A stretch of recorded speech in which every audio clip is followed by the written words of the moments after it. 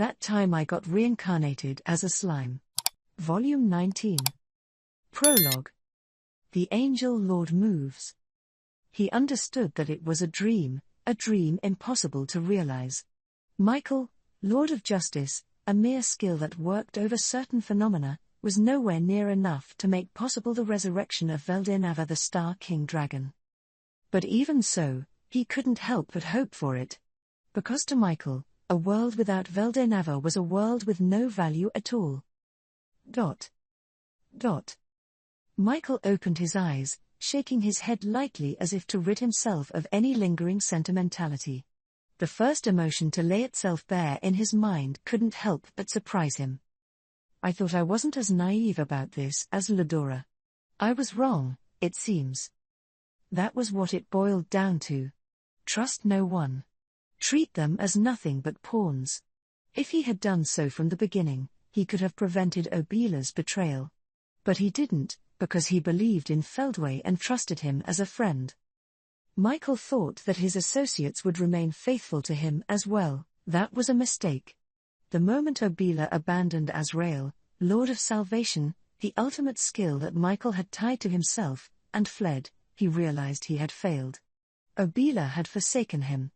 Using her rights as its administrator, she was willing to erase her own skill Azrael in order to escape Michael's rule.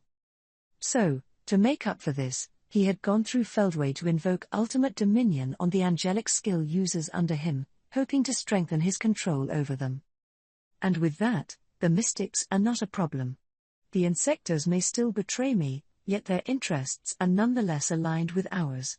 They'll need to be closely monitored, but once the battlefield is set up, the rest will take care of itself. This battlefield was, in essence, the land he and the insectors had forged a pact over. Michael had promised Xeranus he'd be allowed to take possession of this designated area once it was sufficiently cut off from his own.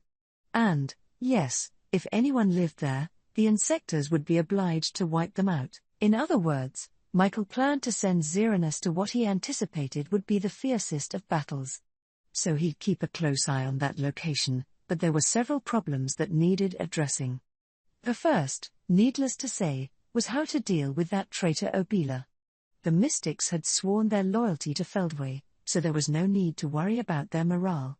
Considering their threat level, he could simply deal with them later, but Michael had a feeling that was a bad idea. Obila's role was to watch over Evalage, the world's destroyer dragon, but by this point, the importance of that role had diminished.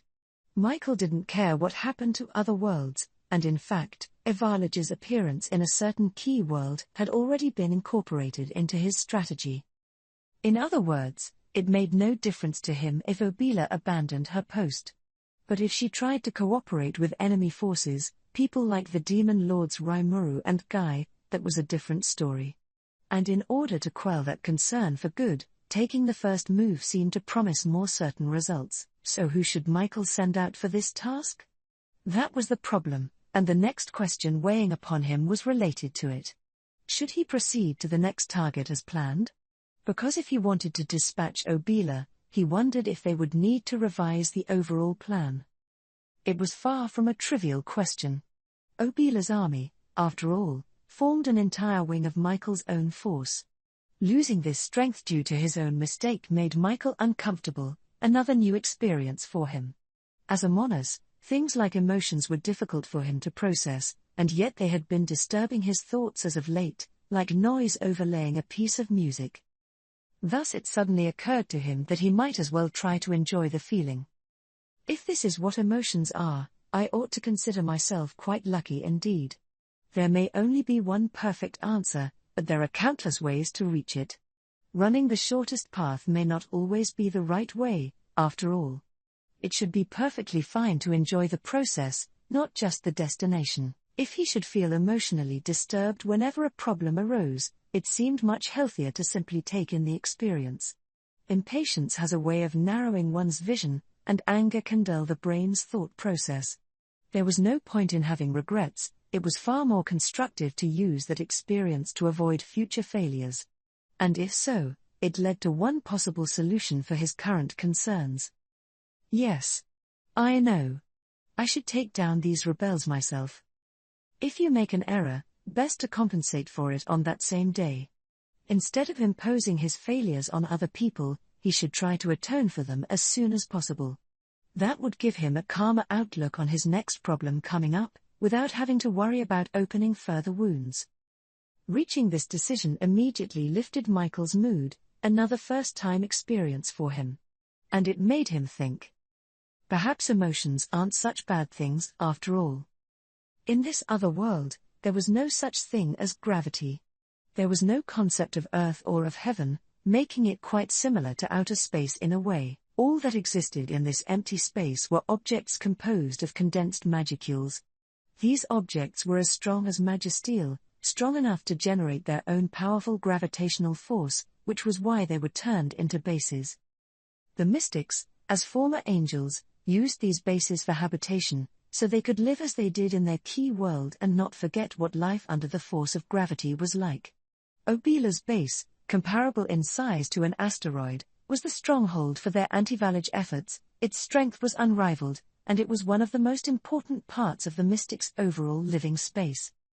This was where Michael was headed. Upon completing his spatial transport from the Celestial Palace, Michael found that the base was already an empty shell. However, he also sensed a large army in the immediate vicinity. Is he there? Michael turned his gaze. Obila, likely sensing Michael's presence, immediately responded, taking up a return fire stance. In one fluid movement, the army had formed a full formation across the space, their bare hostility turned toward Michael. Since there was no ground or sky, this formation would never occur on a planetary surface. This kind of full-space tactic was built on the assumption that the enemy was few in number. It aimed to encircle the target from every direction before annihilating them. It had worked well against the cryptids, which were geared toward fighting as individuals and almost never formed groups. Overwhelming them with sheer numbers was a proven tactic against them, and given how much frontline experience Obila had, she was an expert in employing this strategy. The soldiers and officers under her, too, demonstrated laudable competency in carrying it out. Such a waste. If I had the choice, I would much rather make good use of this force. Michael sighed. These were battle-tested warriors who had kept the cryptids bottled up for a long time now. Their merit was undeniable and losing them here was quite regretful. But there was no room left for negotiation. Even with Obila and her force directly in front of him, Michael didn't doubt his decision to eliminate the traitors and make up for his error, not for a single moment. You were faster than I thought you'd be, Obila said. Your actions are meaningful to me, Michael replied. They've made me aware of my blunder. But you will soon know that I will never forgive you. I wasn't planning to beg you for forgiveness, of course. And I don't know if this is your will or that of the Michael thrall over you, but I had no obligation to follow the orders of someone as shady as you. Both sides had confirmed their intentions, and just like that, the battle was underway. Obila was the first to move. Hundreds of thousands of troops moved at her will, filling this world with the light of utter destruction. All her forces occupied the space, creating a three-dimensional formation shaped like half of a sphere. Her defensive specialists were up front, with layers of rear soldiers taking turns lobbing a constant stream of attacks.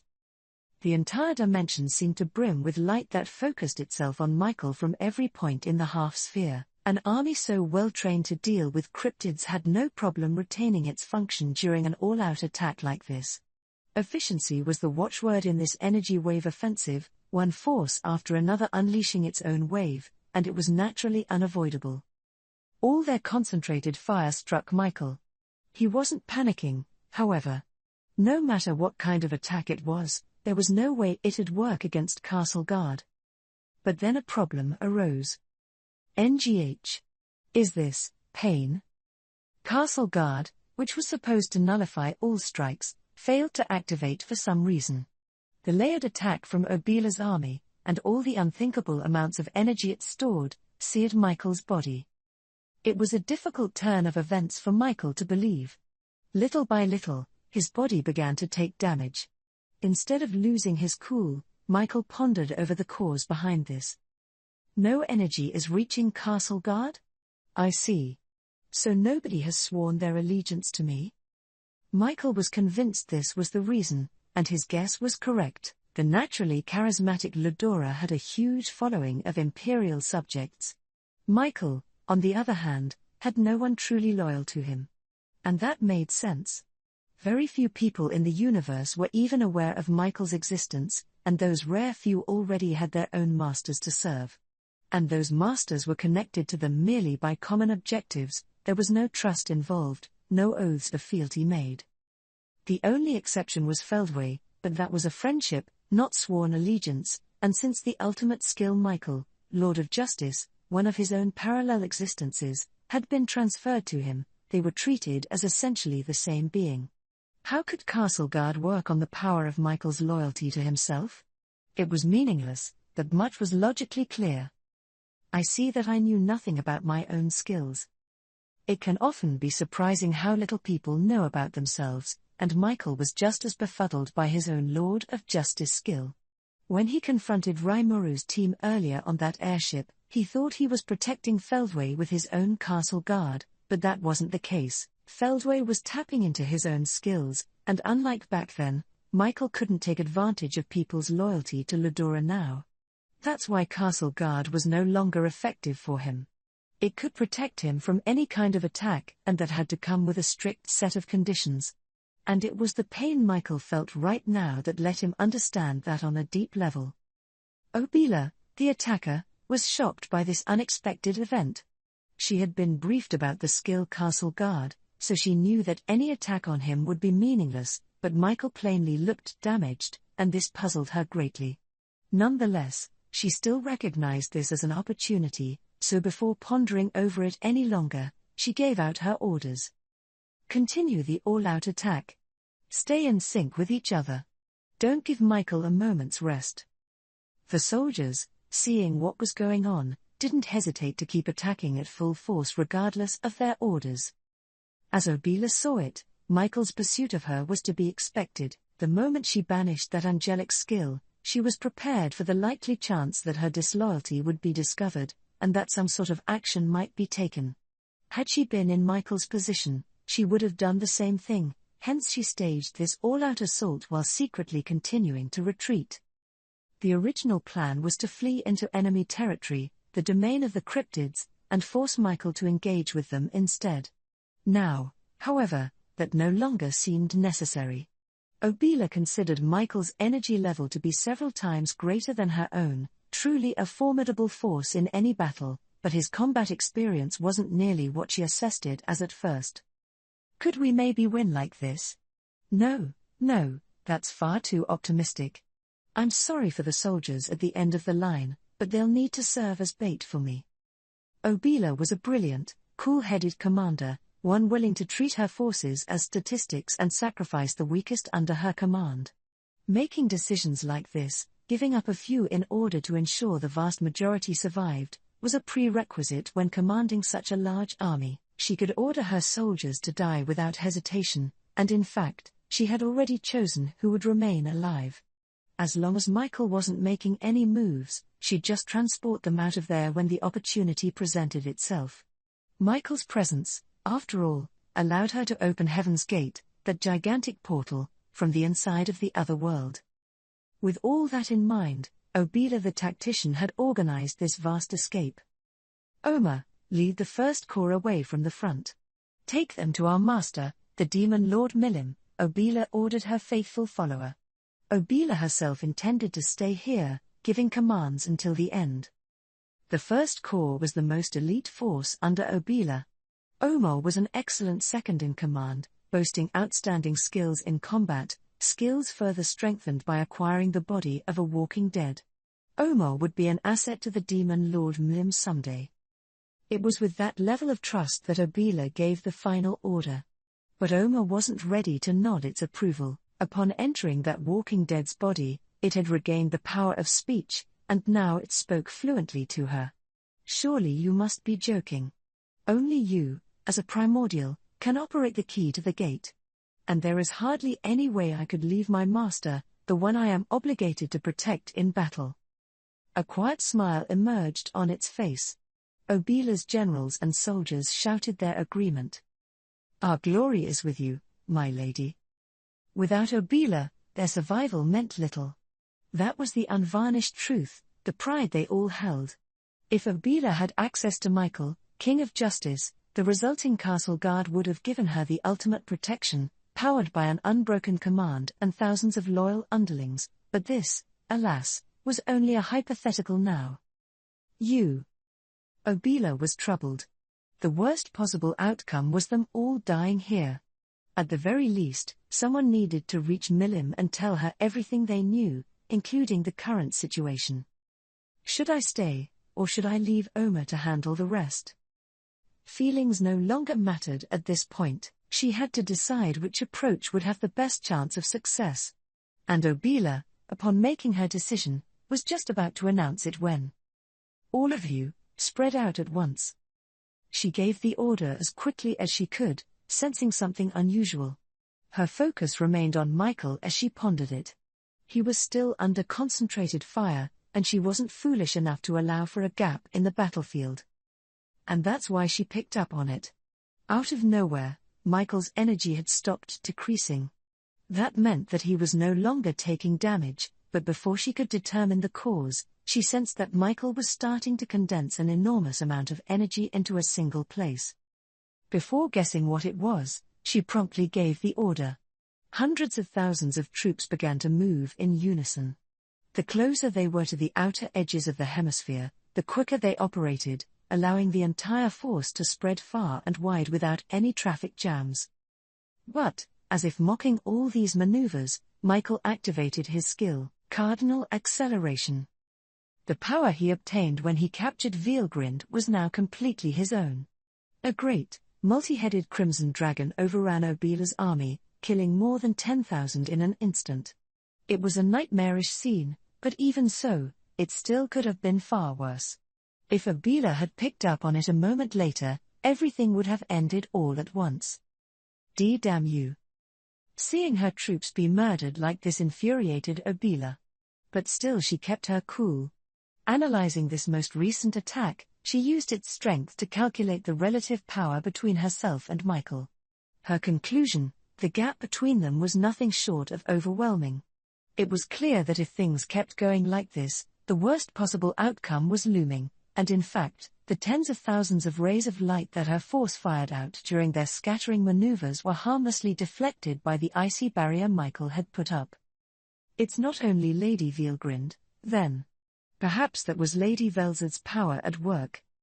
The beautiful, pallid layer of ice enveloped itself thinly over Michael's body like a layer of diamonds. The lack of any atmosphere in this other world didn't matter at all. Michael's divine aura was enough to generate truly supernatural things, and the power of Velzard's snow crystal defensive wall was unmistakable. It was an absolute shield, vaunted as impervious to any kind of attack, and while it was based on natural phenomena, it could block and repel anything that bounced off it at any wavelength. Attacks driven by spiritual particles would work, but penetrating a snow crystal shield would require Velzard-level amounts of energy. Michael in his current state was, indeed, comparable to Velzard, or perhaps stronger. And that made it impossible for Obila alone to break down the snow crystal. Only a few of her soldiers could perform any sort of spiritual particle-driven attack, such as disintegration. She could have gathered up the strength of all her surviving forces to perform a disintegration, and even that wouldn't work on Michael now. Oma, I will entrust this mission to you, then, please flee at once. And tell Lady Milim. I cannot agree with this, Lady Obila. As your Chief of Staff, I have the authority to disobey your orders, and I can think of no better moment to do that. Oma was once again demonstrating its rare disapproval of Obila's command. She could sense the determination in her aide's words. There was just one thing to do. Then I leave this fight to you. Everyone, you must stake your lives on this. Obila ordered her force to die. And yet everyone under her command looked overjoyed. Our lives are for you, my lady.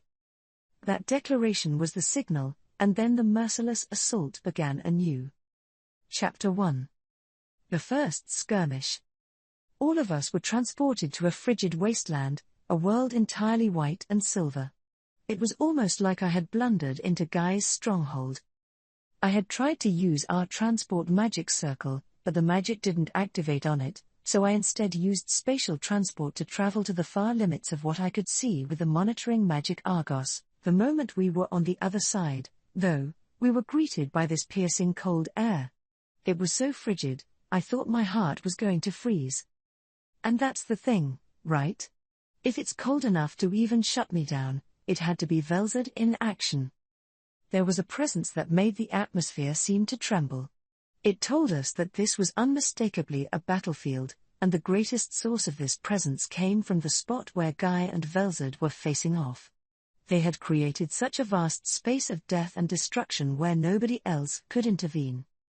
So I let them be. It seemed like someone had their eyes on me, but I ignored it. I felt a brief wave of anger from this someone, like, God damn it, how dare you ignore me? But there was no point dwelling on it. As an outsider, I was in no place to butt in here. I detected a hint or two that someone was dismayed by this, but it wasn't about to shake the conclusion I just reached.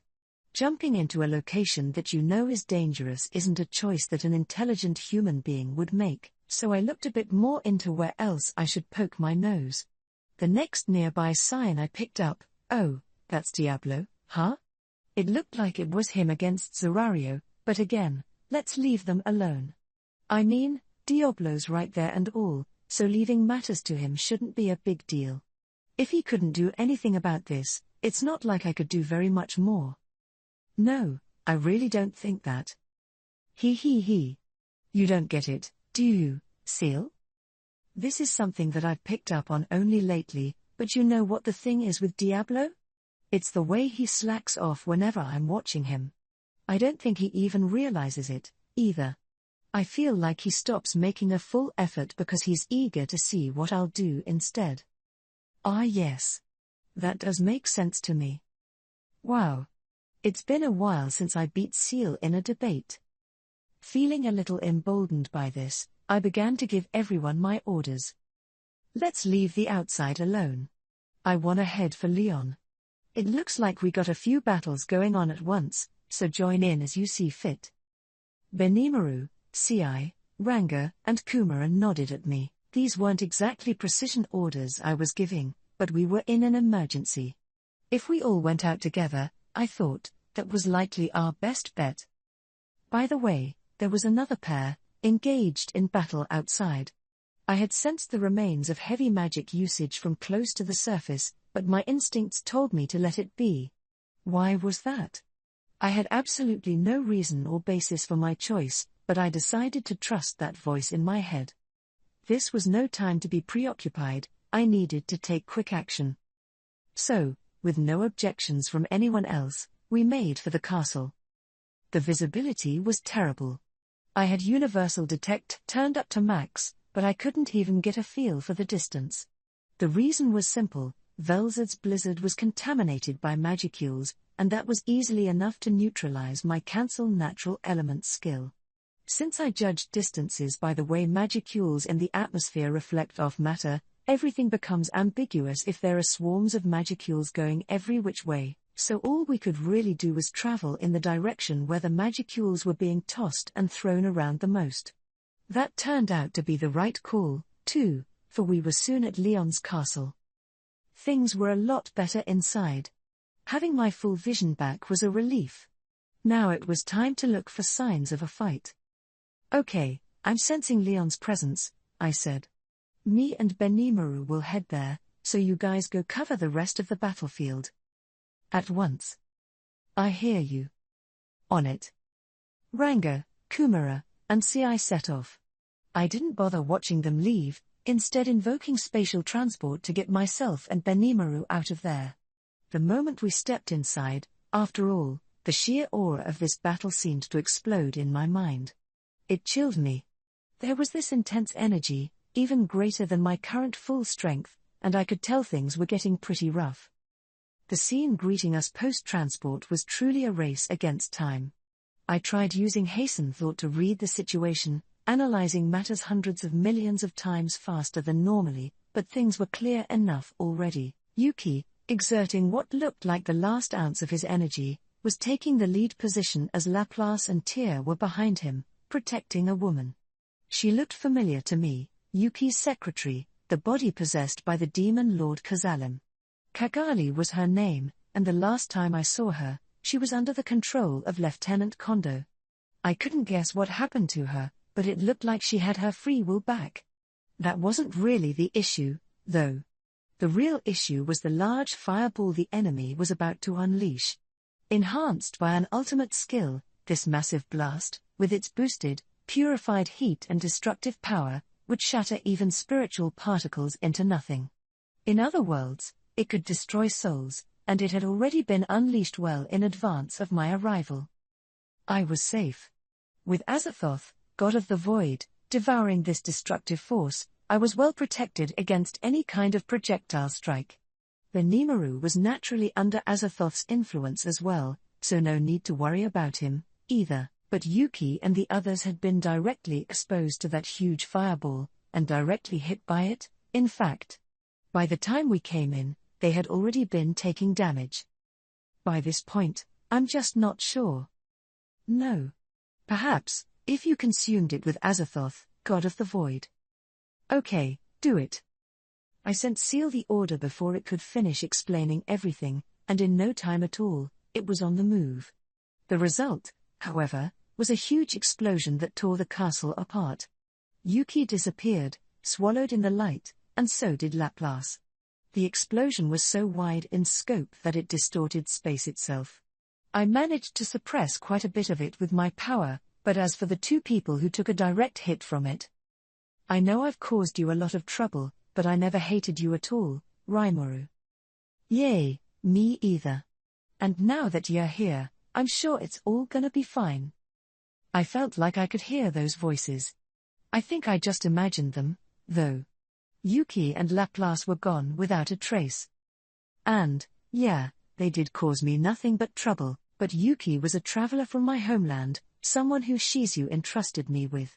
And by this point, I couldn't really hate Laplace, either. In fact, I thought we might be able to build a friendship of sorts. But both of them are so stubborn, there's a non-zero chance that they're still alive somewhere. No need for condolences, thanks. It's obvious from what I saw that any hopes for their survival were a pipe dream. Still, Seal's words did bring me back to reality. I thanked it as I turned the page. Yuki and Laplace may have made the ultimate sacrifice, but they had nothing to do with our objectives this time around. Besides, they were both about the most stubborn bastards I'd ever met in my life, so for all I knew, there really was a chance. I could get sentimental about things later. I had work to do, and getting caught up in regret without completing that job would just be an insult to them. Clearly, the time Yuki and Laplace earned for me hadn't been in vain. The barrier they had exerted every effort to put up, and Tyr had exerted every effort to support, had saved her and Kagali from serious injury. I knew that because I had already isolated them in my stomach to observe their condition. Seal was doing all the work, but either way, thanks to Yuki and Laplace's actions, Tyr and Kagali were rescued in time. After confirming those two were safe, I turned my attention to the enemy. One was Feldway, and the other was Footman, or not. Just looking at him, he seemed like a different person. And Leon, who I was just wondering about, was fighting against someone I didn't even recognize. She looked a whole lot like Elmesia, but I could tell it was someone else. She had the same powerful presence, but there was a different essence to it. I could tell she was on our side, but in what way exactly, I'd work out later. Regardless, this woman seemed to be fighting on an even keel with Leon, so I decided to leave them to it and concentrate on our more present enemies. You know, I began, I expected you guys to go after Leon, but this was a much lower turnout than I anticipated. That was my attempt at stirring them up. I wasn't showing it at all, but failing to save Yuki and Laplace was frustrating. It angered me a lot, in fact, and I had no intention of showing any mercy. Who are you? You dare interfere with me? Outrageous, yelled the guy opposite Feldway. Jahil, said Feldway, that's the demon Lord Rimuru, one of the most important people out there. You'd be wise to remember him. All right. The guy who I'm assuming took over Footman was named Jahil. He's the one who unleashed that huge fireball just now, so he's definitely trouble. So it's 2 of us against 2 of them. I'll deal with Feldway, so Benimaru can take care of Jahil. However, by the looks of things. Jahil, you say? I'll take you on. Oh, Benimaru? Wow. He's so overjoyed to join in, no matter what I thought about it. No point worrying about him now, I supposed. Whatever happens, happens, I figured. Hare. I didn't expect to be fighting you in here, but it certainly saves me a lot of trouble, Feldway scoffed. I'd say the same thing to you. I replied, drawing my sword. If I'm in on this, I'm going all the way. Michael's got castle guard, which makes him pretty tough to overcome, but luckily he's not here. That was an opportunity, and I really wanted to capitalize on that and get rid of Feldway super fast, at least. Besides, I'm a man who never hesitates once he's made up his mind. I'm never going to benefit from long, dragged-out battles or distractions getting in my way. At times like these, you need to decide things with one killer blow. And I had prepared for situations like this. I had special skills, finishers, you could say, the kind that the heroes of shonen manga series have had for years. Imaginary blade. What's the most all-out powerful sword technique you can use on multiple targets? If you ask me, the answer is obvious. It's Melt Slash, capable of cutting through even spiritual particles. Now, what's the most skillful, deftest sword strike on a lone target? That's got to be Crestwater 100 Flower Bloom, no doubt about it. The combination of these 2 moves, mixing their essences together, is Crestwater Darkflame 100 Flower Bloom, Benimaru's show-stopping finisher. It retained the forms of the very best sword moves, but with more power from the added ultimate skill.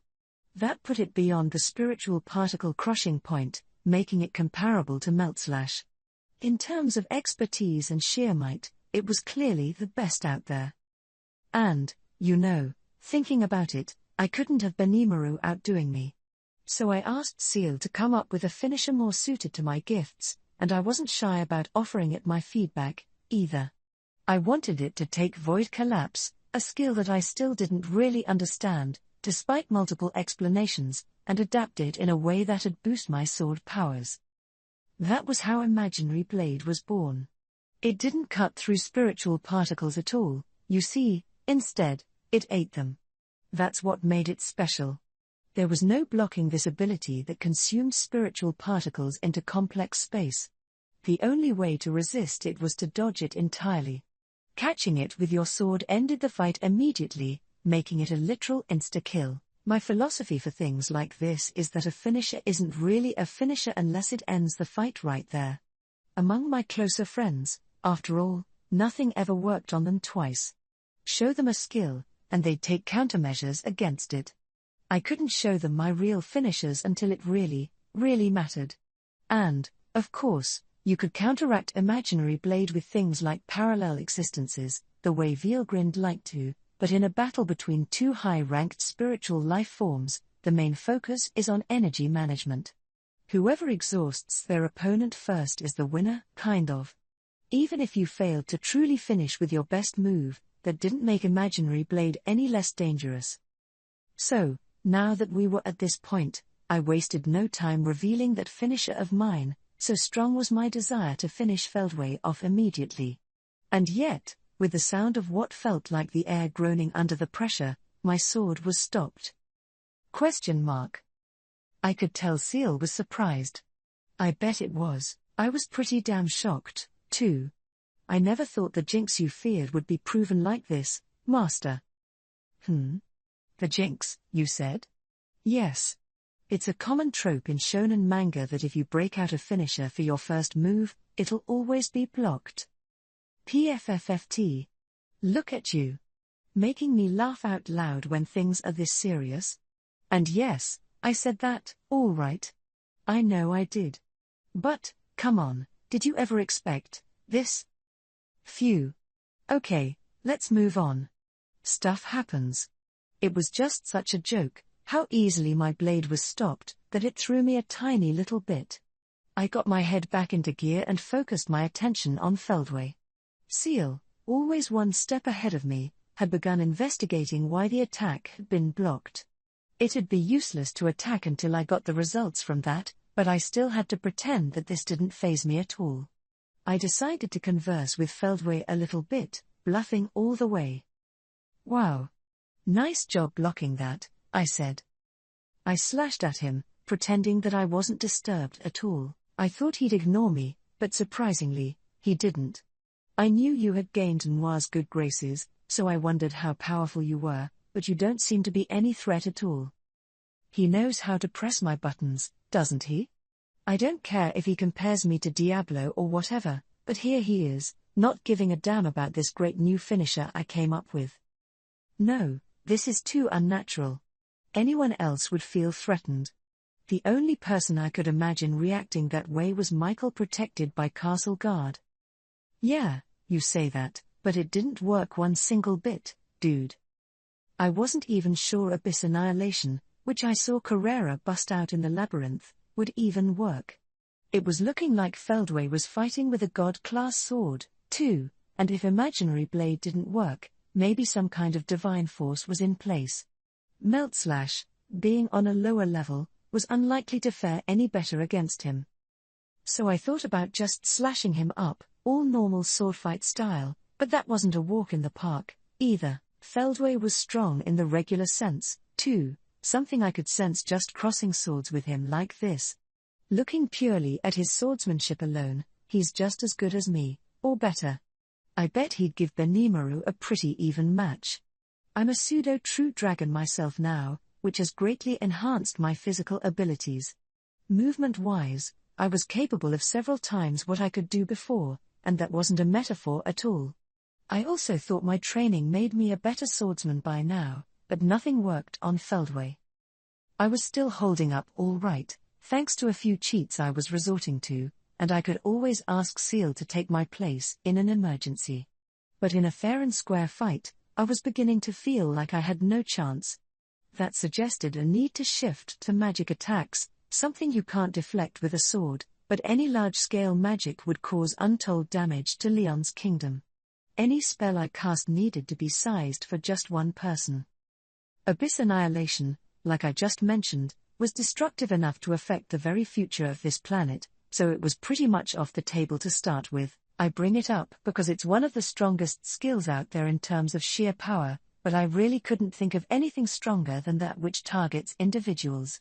Disintegration could compare to it, albeit barely, but otherwise the writing was on the wall.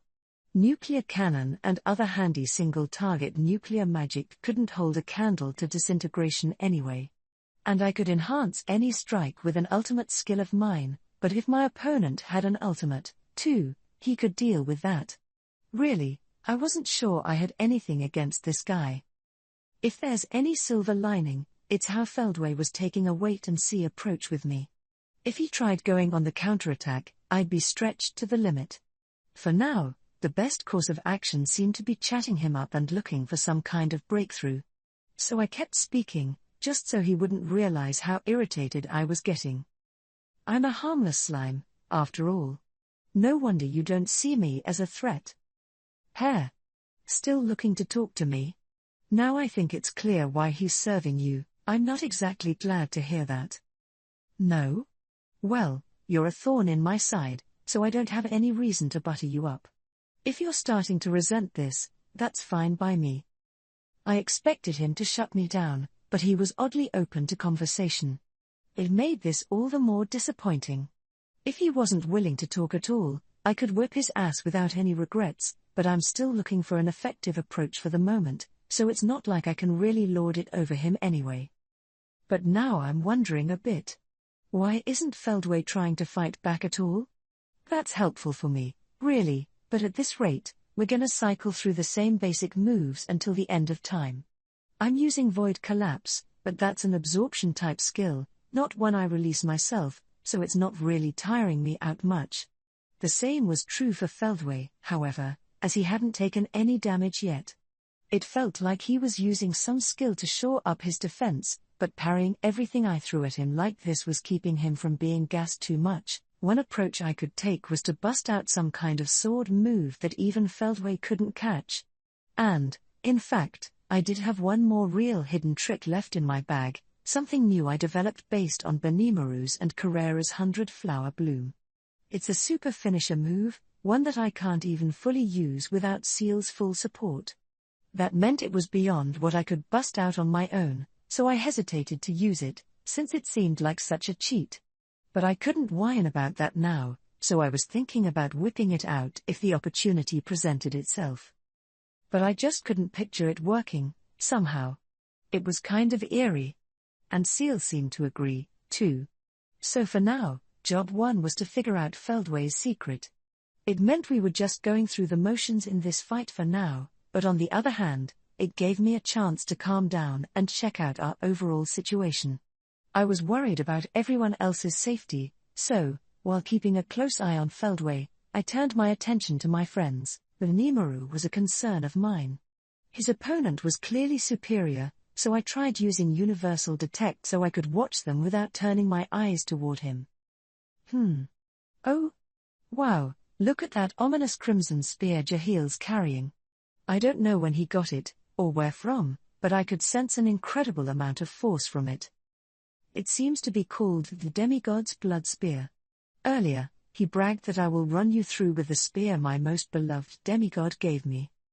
Oh, okay. Unlike me, Seal must have been keeping tabs on how Benimaru was doing. And, yeah, I can't let my guard down right now, but I'm not in crisis mode at all. Worst case scenario, I still have Veldora, so I can come back to life if I die. Maybe I was lacking in urgency a little, but I couldn't afford to hurry things until I figured out a strategy. So I kept observing. I didn't know what kind of thing Jahil was, but it certainly seemed appropriate that he took over Footman's body. His nimble footwork and spear aptitude were both exemplary. With my perception sped up millionfold, I could tell he was a master of both. It was hard to believe this was someone else's body at all, which proved how much of a menace Jahil could be. What's more, Jahil had over 3 times the existence points of Benimaru. And, unbelievably enough, that weapon, the Demigod's Blood Spear, was estimated to have at least 10 million EP. What a cheat weapon that is. We were outside of Ramirez's labyrinth, so I couldn't give exact figures, but between weapon and owner, we're talking over 4 times what Benimaru would rate. Benimaru was a much more skilled fighter, but that's the only reason this was still a match at all, and without his shimmering haze skill, he would have been beaten long ago. That's how much trouble that bum Jahil was. And if all that was true, I really wanted to go pitch in a little bit. But the truth was that I just didn't have the free time right now, so I had no choice but to count on Benimaru to keep up the good work. As for the other group, well, they too were at a strategic stalemate. The mysterious Elmesia clone who was taking on Leon at the moment, I assumed she was related to the Emperor in some way, was as good as an awakened demon lord. Maybe better, actually. She seemed to possess an ultimate skill, and that let her keep up with every step Leon took. She and Leon have very similar fighting styles. One could conjecture that they are teacher and student, perhaps. I didn't pick up on that because they're using different weapon types, but now that Seal mentions it, they are almost exactly alike. Maybe this woman was Leon's military instructor or something. That, and the way Seal put it, their ultimate skills were from the same lineage. They must have been reading each other's moves, which was why they fell into a stalemate at the moment. I didn't see this getting resolved anytime soon, no. We couldn't expect any outside help, either, but at least we didn't think reinforcements were a necessity quite yet. Rimuru, right? If you have the time to observe us, I wouldn't mind a little help here, you know. Oh. Wow, she's pretty perceptive. Guess she noticed me staring right at her. I wasn't exactly free, either, but I admittedly was watching her every move, so I was finding it hard to say no to her. Instead, I decided to be frank. Sorry. I'm at an impasse here, too, but I couldn't help but peek at you. Huh?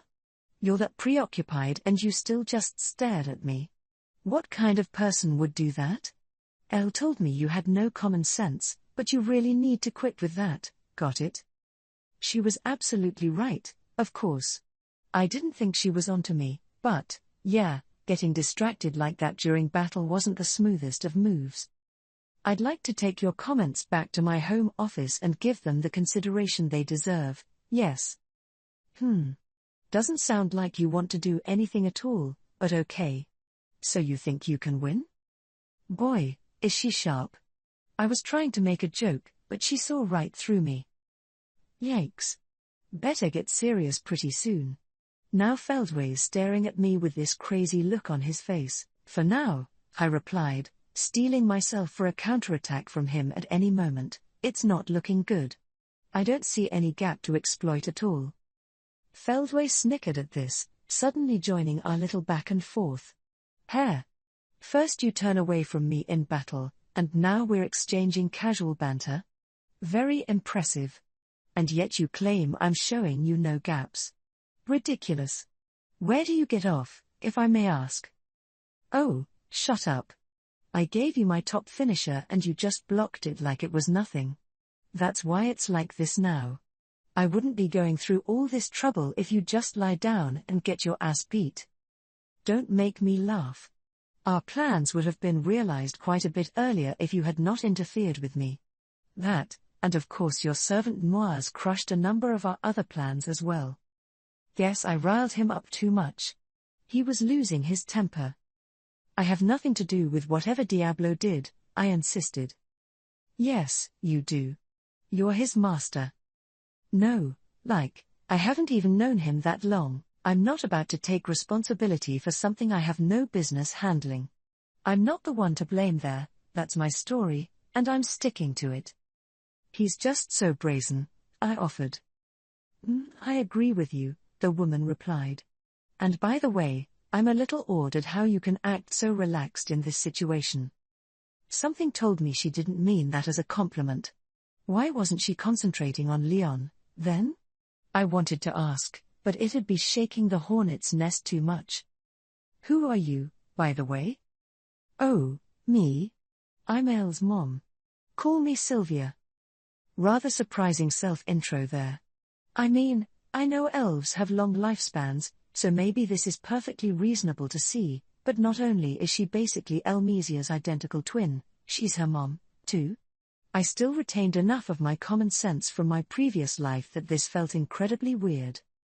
I stole another peek at her. She was engaged in close combat, so close that I didn't think she'd be relaxed enough to chat. It was almost like everything was choreographed down to the last millimeter, Leon and Sylvia dodging each other's strikes by a hair's breadth and leaping straight into the counterattack. If she had the capacity for banter under these circumstances, she must have had a whole lot of guts. So you think you can handle Leon? You're his teacher, aren't you? I asked. Oh, you could tell. Well, I won't deny that, but I'm not sure handling him is on the table right now, no. In fact, let me be honest with you, I didn't expect Leon to be this good. She was presenting this like it was a joke, but I think she meant everything she said. They had all been walking a tightrope before we showed up, so I wouldn't blame her if she lost focus sometime soon. The equilibrium we had going right now would collapse the moment things leaned too far in one direction, so neither of us could be too casual about our chances here. So I thought a little bit about Leon. I had certain measures I could take against him, but should I really break them out? I preferred to wait until they were at their most effective, and right now didn't seem to be that moment. We were in a tough situation, but we were still maintaining that equilibrium. Try to push it, and I might wind up exposing myself to danger. Resolving to keep an eye on Leon, I suddenly heard Benimaru lodging his own complaints at me. So Rimuru, I can clearly tell you're quite relaxed right now, but I'm in deep over here. It was rare to hear Benimaru whine like this. I couldn't blame him, though. That fourfold difference was no joke. Deep. Like, real deep. Yeah. Jahil's specialty seemed to lie in flame attacks, which fortunately gave Benimaru an advantage. He would have lost long ago otherwise, so really, it was kind of a miracle. So now what? This détente could break down at any moment, deciding the battle right then and there, and I wasn't exactly a spectator, either. I had several cards up my sleeve, but I was wavering over when to do that. Leon was one thing, but Feldway and Jahil didn't seem too challenged, either. We were at a definitive disadvantage. Should we wait for someone else to beat their foes and come running in here? Or should I perform a demon summoning, one of those aces up my sleeve, and call Testarossa or someone over, maybe? But my foes could do the same thing, right? Then it'd really turn into a quagmire. It honestly did seem like the best choice was to wait a bit longer and see how things worked out. All right, Benimaru, hold out for just a bit longer. Hey! I really can't buy us that much time. Haven't heard Benimaru sound that pathetic in quite a long while. I began to discuss with Seal whether there was any way to break out of this situation. Kumara, Ranga, and Ci, working as a team away from Raimaru, each went to provide support against a different opponent. There wasn't any verbal consultation between them, they just naturally decided where to go based on the approximate strength of each foe. Ranga made a beeline for Vega. He had the largest aura out of anyone in the area, and his momentum made him even stronger than Ranga. As expected, he was presiding over the fiercest battle of them all. He does seem stronger than me, thought Ranga. But if I stall for enough time, Sir Ci and the rest should finish off their foes and come to my aid. He trusted his friends enough that he would never doubt them, that's why he was so unafraid to take on such an awe-inspiring fighter. I've come to help, he shouted as he leapt at Vega. It was a delightful sight for Mita, leader of Leon's White Knights. She had been doing her best to serve as a healer, but there was only so much time she could buy with their current strength alone. The 5 demons serving Rain and Misery, Misora, Squall, Ulrich, Alban, and Georg, were each demon peers, as powerful as the demon lords of old. But Vega, their opponent, had an EP of over 10 million, which was just too great of a difference. Misora, the peer in charge of command, was talented enough to serve as Rain's closest aide. Whenever Rain slacked off, as she often did, it was Misora who looked after her business. It gave her a broad perspective on matters, as well as an eye for detail. But against Vega, who could knock out some of the demon peers with one strike, there wasn't much chance to exercise her command skills. The front line still hadn't collapsed, though, thanks to her concerted effort and Mita's frantic healing support. These 5 demons, usually proud and individualistic types, were keeping this line going thanks to their showing unusual teamwork against adversity, and a few illusory magic-driven tricks. But once Ulrich and Alban were both felled at the same time, the burden on the survivors increased exponentially. Mita could no longer keep up with the healing demand, and the team was just about to be wiped out. This was the critical moment when Ranga joined in. "Who's this little puppy dog? Get the hell out of my way." Vega was in a state of bliss. He had obtained seemingly infinite power, which convinced him that he was invincible. The addition of a single monster didn't seem like any threat at all to him. But that was a mistake. Ranga had less than half Vega's EP, but his combat experience could never be underestimated. A constant presence in Raimaru's shadow, he had now borne witness to all kinds of different battles, and that allowed Ranga to rapidly adapt to whatever enemy he faced. A strategic victory this time meant getting through the battle without suffering any casualties, and now that he understood this, it made his own role in this fight clear as day. "Use me as a shield as you rebuild your positions," Ranga said, tail wagging. "Reinforcements will arrive. My master would never be defeated." That told the demons what they needed to know. Raimaru was here, and Misora, understanding Ranga's intentions, quickly worked out their next move. "I will take you up on that offer.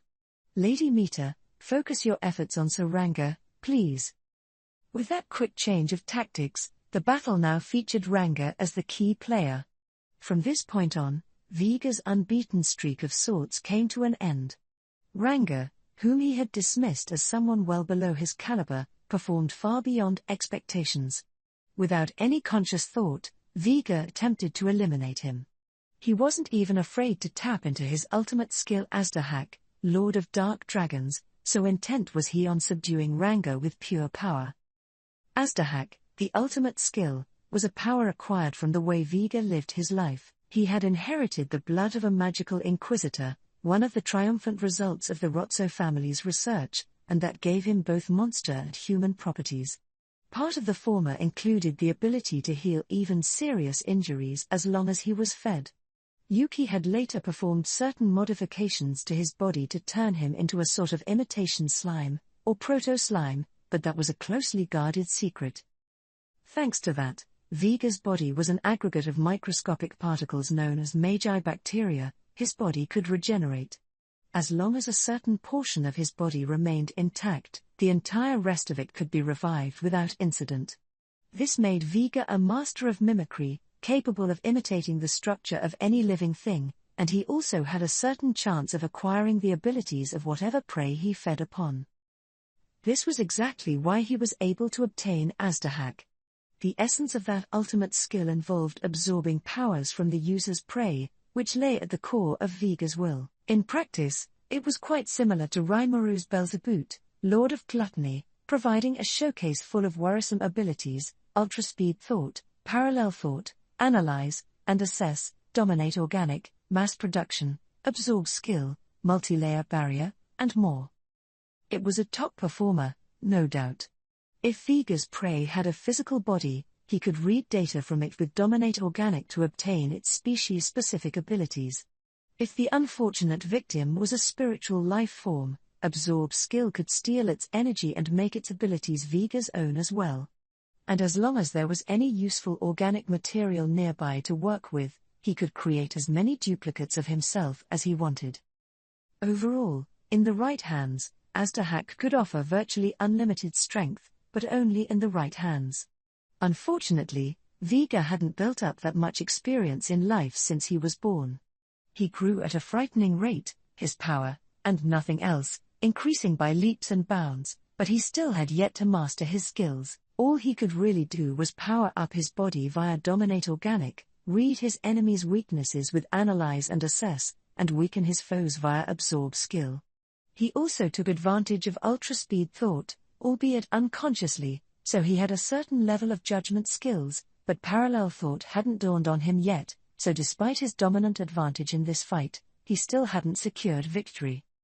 And, of course, Vega was enjoying his own strength too much to realize that he had just missed his best chance to win this. Then Vega's fist, with all its vicious power, crushed its way through Ranga. Vega was puzzled. It didn't feel like he had just torn through flesh. He took no energy from his target, and he didn't even execute Analyze and Assess on it. The reason? Ranga was fully utilizing his powers. The ultimate skill Hasta, Lord of Starwind, allowed the user to transform themselves into a fearsome magical wind that contaminated everything it touched. No physical attacks worked on Ranga. In fact, the moment anyone made contact with him, they took damage from the death-calling wind effect. Ranga was now magic itself. Much like how Carillion's Burst Raw skill worked, he maintained his shape and mass, but he had transformed into a mass of conscious particles housing untold destructive energy, just like a spiritual life form. Even a simple headbutt could become a devastating attack, and it doesn't need to be said just how fearsome a threat this posed. In Ranga's case, Hasta was classified as a change in status, unlike Burst Raw's skill classification. It consumed a great deal of energy, but being in magic wind mode didn't put any further limits upon him. This was the strength one could boast when they could fully handle their skills. Vega might have more EP than Ranga, but in terms of fighting ability, the winner was clear. Ha ha ha. Looks like your fist doesn't work on me. Ranga was actually just as surprised. He had been on his guard, assuming that Vega was stronger than him. Rimuru was always a cautious fighter, a habit Ranga had grown to imitate. He didn't dare let his guard down against Vega, what with him having over double his energy, but this? He almost suspected this was some sort of trap. Damn you. You're just a stupid dog, and you dare mess with me? Enraged, Vega lunged at Ranga, fists flying. Only then did Ranga realize that his opponent was less than intelligent. Wildly flailing at Ranga in magic wind mode was no different from inflicting wounds on yourself. Viga was willfully damaging his own body, and Ranga didn't even know how to respond. The correct countermeasure to Hasta was to wrap one's fist in a skill-driven aura before attempting a punch. The same would be true when attacking with a weapon. Against a skill like this, another skill was the only approach. A spiritual life form could boost its energy to produce an ultimate equivalent effect, but Viga hadn't taken any of that into consideration at all. If he had a full mastery of the ultimate skill Azdahak, he never would have exposed himself as such a dullard. Fool. I thought you were tricking me, but it seems you meant to do that. If so, allow me to descend upon you at once. With that declaration, Ranga began to run at full speed. He was now a jet-black wind that joyfully toyed with Viga, leaving sound behind and filling the air with after-images of himself, from the ground to up in the sky. It became a great howl that reverberated into deep space. Combining Hasta with the skill Dominate Sound and Wind, Ranga amplified his speed and destructive force. A quick application of Dominate Space created a force field, and within it he invoked Dominate Weather, creating a death storm for the finishing blow. The storm grew, and in time it roared across the landscape, becoming the all-destroying skill Apocalypse. The entire process, from start to finish, was called Apocalypse Howling, the most powerful of single-target attacks, woven together by Ranga himself. Normally, if he let out a far-reaching howl in this state, it would turn into a damage-dealing directional beam. That was actually an easier way to invoke this, the more correct way, even, but Ranga wanted to deal as much damage as possible, so he deliberately restricted the amount of space the skill worked inside of. Caging his foe within this force field eliminated any energy waste, allowing for a potentially greater effect. Viga had taken a direct hit from all this, but he was still alive, shockingly enough. He didn't have a firm grip on Azdahak, but the ultimate skill had already embedded itself deep into his subconscious. That, and Viga was nothing if not obsessively stubborn. He was far from unharmed, but Dominate Organic and Mass Production let him regenerate his body just in time before he ceased to exist. His gigantic magicule count wasn't just for show, in other words. So he took a deep breath and roared with all his might. Damn it! Damn it! Damn it! Then he glared intently at Ranga. Taking a deep breath to calm himself, he spoke again. Tisk. It's been one fight after another. I guess I'm getting tired, too. We'll call it a draw for today, so you better watch out next time we meet. See you. Viga's cowardice was the reason why he was so good at detecting danger, if nothing else. Realizing the tide was turning against him, he promptly made the decision to flee. Ranga had no objection to that. Viga outclassed him in EP, and indeed, he had just withstood Ranga's most powerful of moves. If that blow didn't finish him off, Ranga knew there was no way he could ever defeat Viga. There was no need to push this any further. Their tactical mission was to stall for time, and if he forced Viga to retreat, he couldn't ask for a much better result. Thus Ranga's decision not to further engage Viga was a tactically sound one, and so the fiercest of the current battlegrounds finally simmered down. Ranga's allies were naturally overjoyed to receive this support, but Misora had other ideas. Ranga, that demon wolf. He was the demon lord Raimuru's pet, wasn't he? How did he ever get that powerful? It almost seemed unfair. Misora had a rough idea of how much energy Viga and Ranga boasted. Anyone at his level of strength needed to keenly judge his foes if he wanted to survive another day. As Misora saw it, Ranga was hardly a pushover, but Viga was still a more formidable opponent, and yet Ranga dominated him. Misora was still busy reworking her tactics on the supposition that Ranga would shield them, but this seemed incredibly anticlimactic. Misora was reminded of what her boss told her once: "You'll always find more amazing things than yourself, Misora. Just look at Sir Raimuru, and I think you'll know how I feel." Oh. They say a pet can tell you a lot about their owner. I never doubted Lady Rain's words, but now I understand them from the heart. The other 4 demon peers nodded their agreement.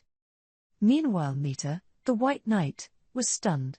She was almost out of magic, but she assumed she'd play some part in this fight. I love dogs, she thought, trying to escape this reality. I always wanted to have one. If they'll do this much for their master, I'm marching right down to the pet shop after this is over. This was just too much to attempt parsing at the moment. Pet shops in this world, by the way, didn't sell little lapdogs or the like. They dealt in animals, and monsters, that had undergone professional training and would literally fight to the death for their master. This made them rather expensive investments, although that didn't deter Mita. She would go on to name the forest wolf she later purchased Ranga too, but that's another story. Fran, leader of the Red Knights, and Kizona, who headed the Yellow Knights, were struggling against Aulia. Struggling, in fact, didn't begin to describe it. If Aulia seriously intended to kill them both, victory would have been decided at that very moment. "NGH, she's too much," Fran muttered, biting her lip. Kizona, fending off another attack, agreed. "We're being toyed with. Is the mace next? It was a dagger earlier. She keeps using weaker and weaker weapons. I think she's testing their performance on us." She was right. Aulia began combat holding her morning star up high, and one blow from it shattered Kizona's entire suit of armor. She was prepared to die at the next blow, but then Aulia decided to switch weapons. Clearly she saw the 2 knights as nothing to fear, but in a way this was a lucky break. "I hate being treated like such an idiot, but if this is how wide the gap is between us, what can we do? Let's think positive. If we keep stalling for time, I'm sure Sir Leon will come to our aid." It was an impossible hope, but Fran and Kizona held it in their hearts, never giving up as they faced Aulia, no matter how much they realized that such hopes were an illusion. Their master, the demon lord Leon, was no doubt facing an even worse situation. There was no way he'd abandon his own knights otherwise. All they could do was try to survive until help came along, but they were well past their limits. The difference in strength was just too much. Not even 10 minutes had passed since the battle began, and both of them were already bruised from head to toe. Aulia, too, was satisfied. She had tested out all her skills by now, to some extent. "Okay. Is that enough?" With those words, she transformed her weapon into a trident, the preferred weapon of the woman once called Orca, when she was ready to fight for real.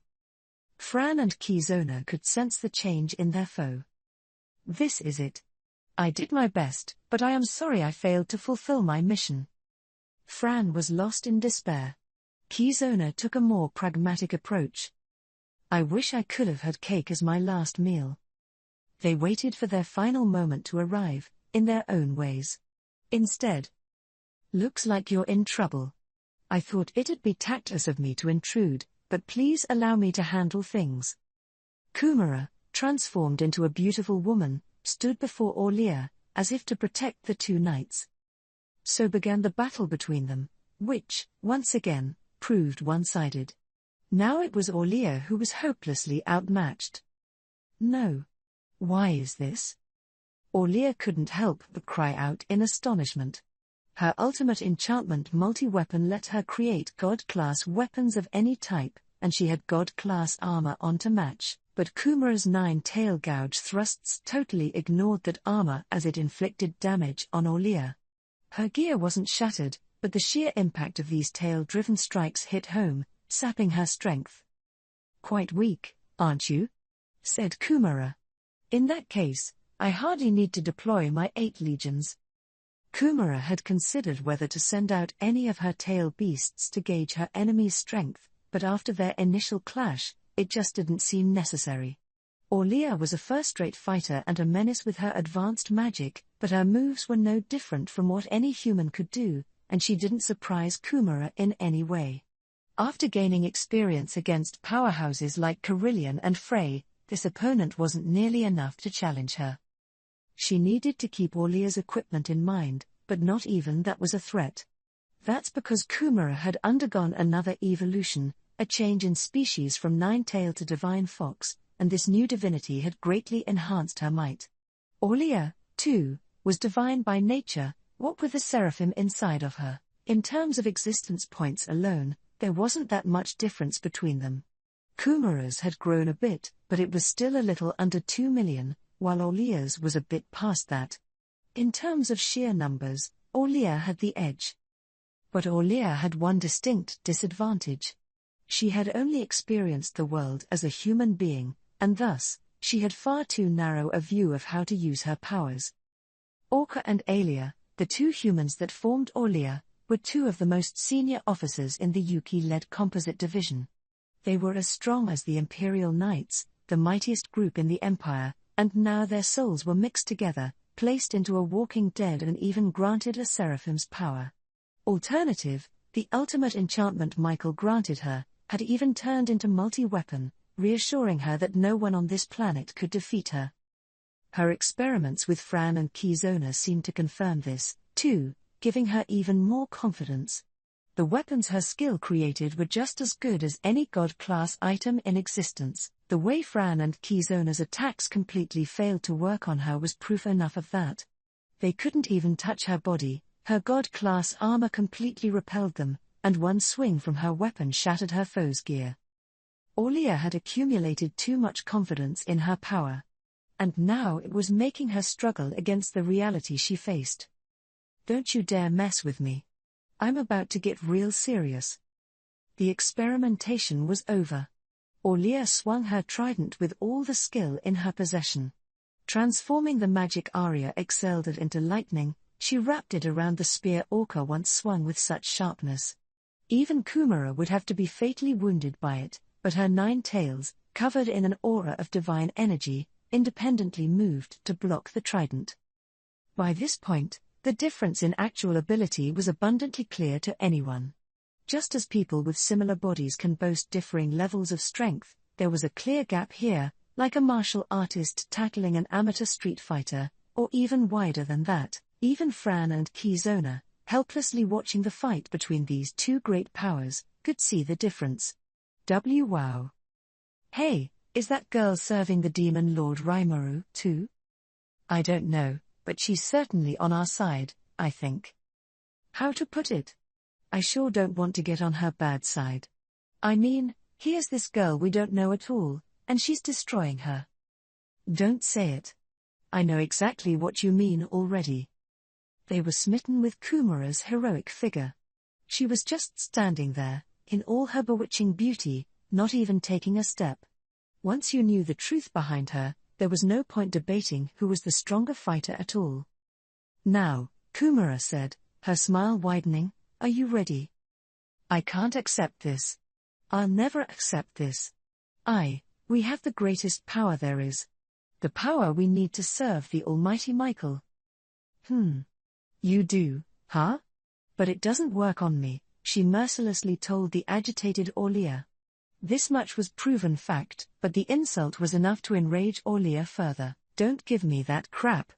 I am Aulia, ready to destroy the enemies of Lord Michael." She staked her pride in this final stand, giving Kumara all she had. But it was nothing short of thoughtless. A suicide attack with no plan behind it had no meaning against Kumara. One tail whacked the spear out of her hand, another 4 caught each of her limbs, and with the dull sound of snapping joints, Aulia met what must have felt like a cruel end. "My name is Kumara, Kumara the Chimera Lord. And may you take this memory with you to the afterlife." It was perhaps a bit late for Kumara to announce her name as she smashed her tails against the inert Aulia over and over again. Arius had the ultimate enchantment Sandalphone, Lord of Judgment, and he used it well. It was overpowering Oxion of the Blue Knights, who fought alongside Misery's chief officer Khan. The one-handed sword Arius carried was god-class as well, on loan from Aulia. He had earned the kind of strength he never could have imagined as a human being, and it made his sword more lethal by the moment. That was why Arius had put off killing them. These two lower-ranked fighters were the perfect playmates for testing his power again. Both he and Aulia knew that bullying the weak was far from praiseworthy behavior. Unlike Vega, they still had their common sense, and they wouldn't engage in personal affairs like this during a mission. But this was different. Their shared thought was that if they didn't test their newfound powers, things far different from what they had before, it'd only hinder them in future battles. Learning what they could do, and how far they could push themselves, was necessary for any first-class warrior. He therefore saw it as perfectly valid to have a bit of playtime here. Oxian and Khan, of course, could see right through his intentions.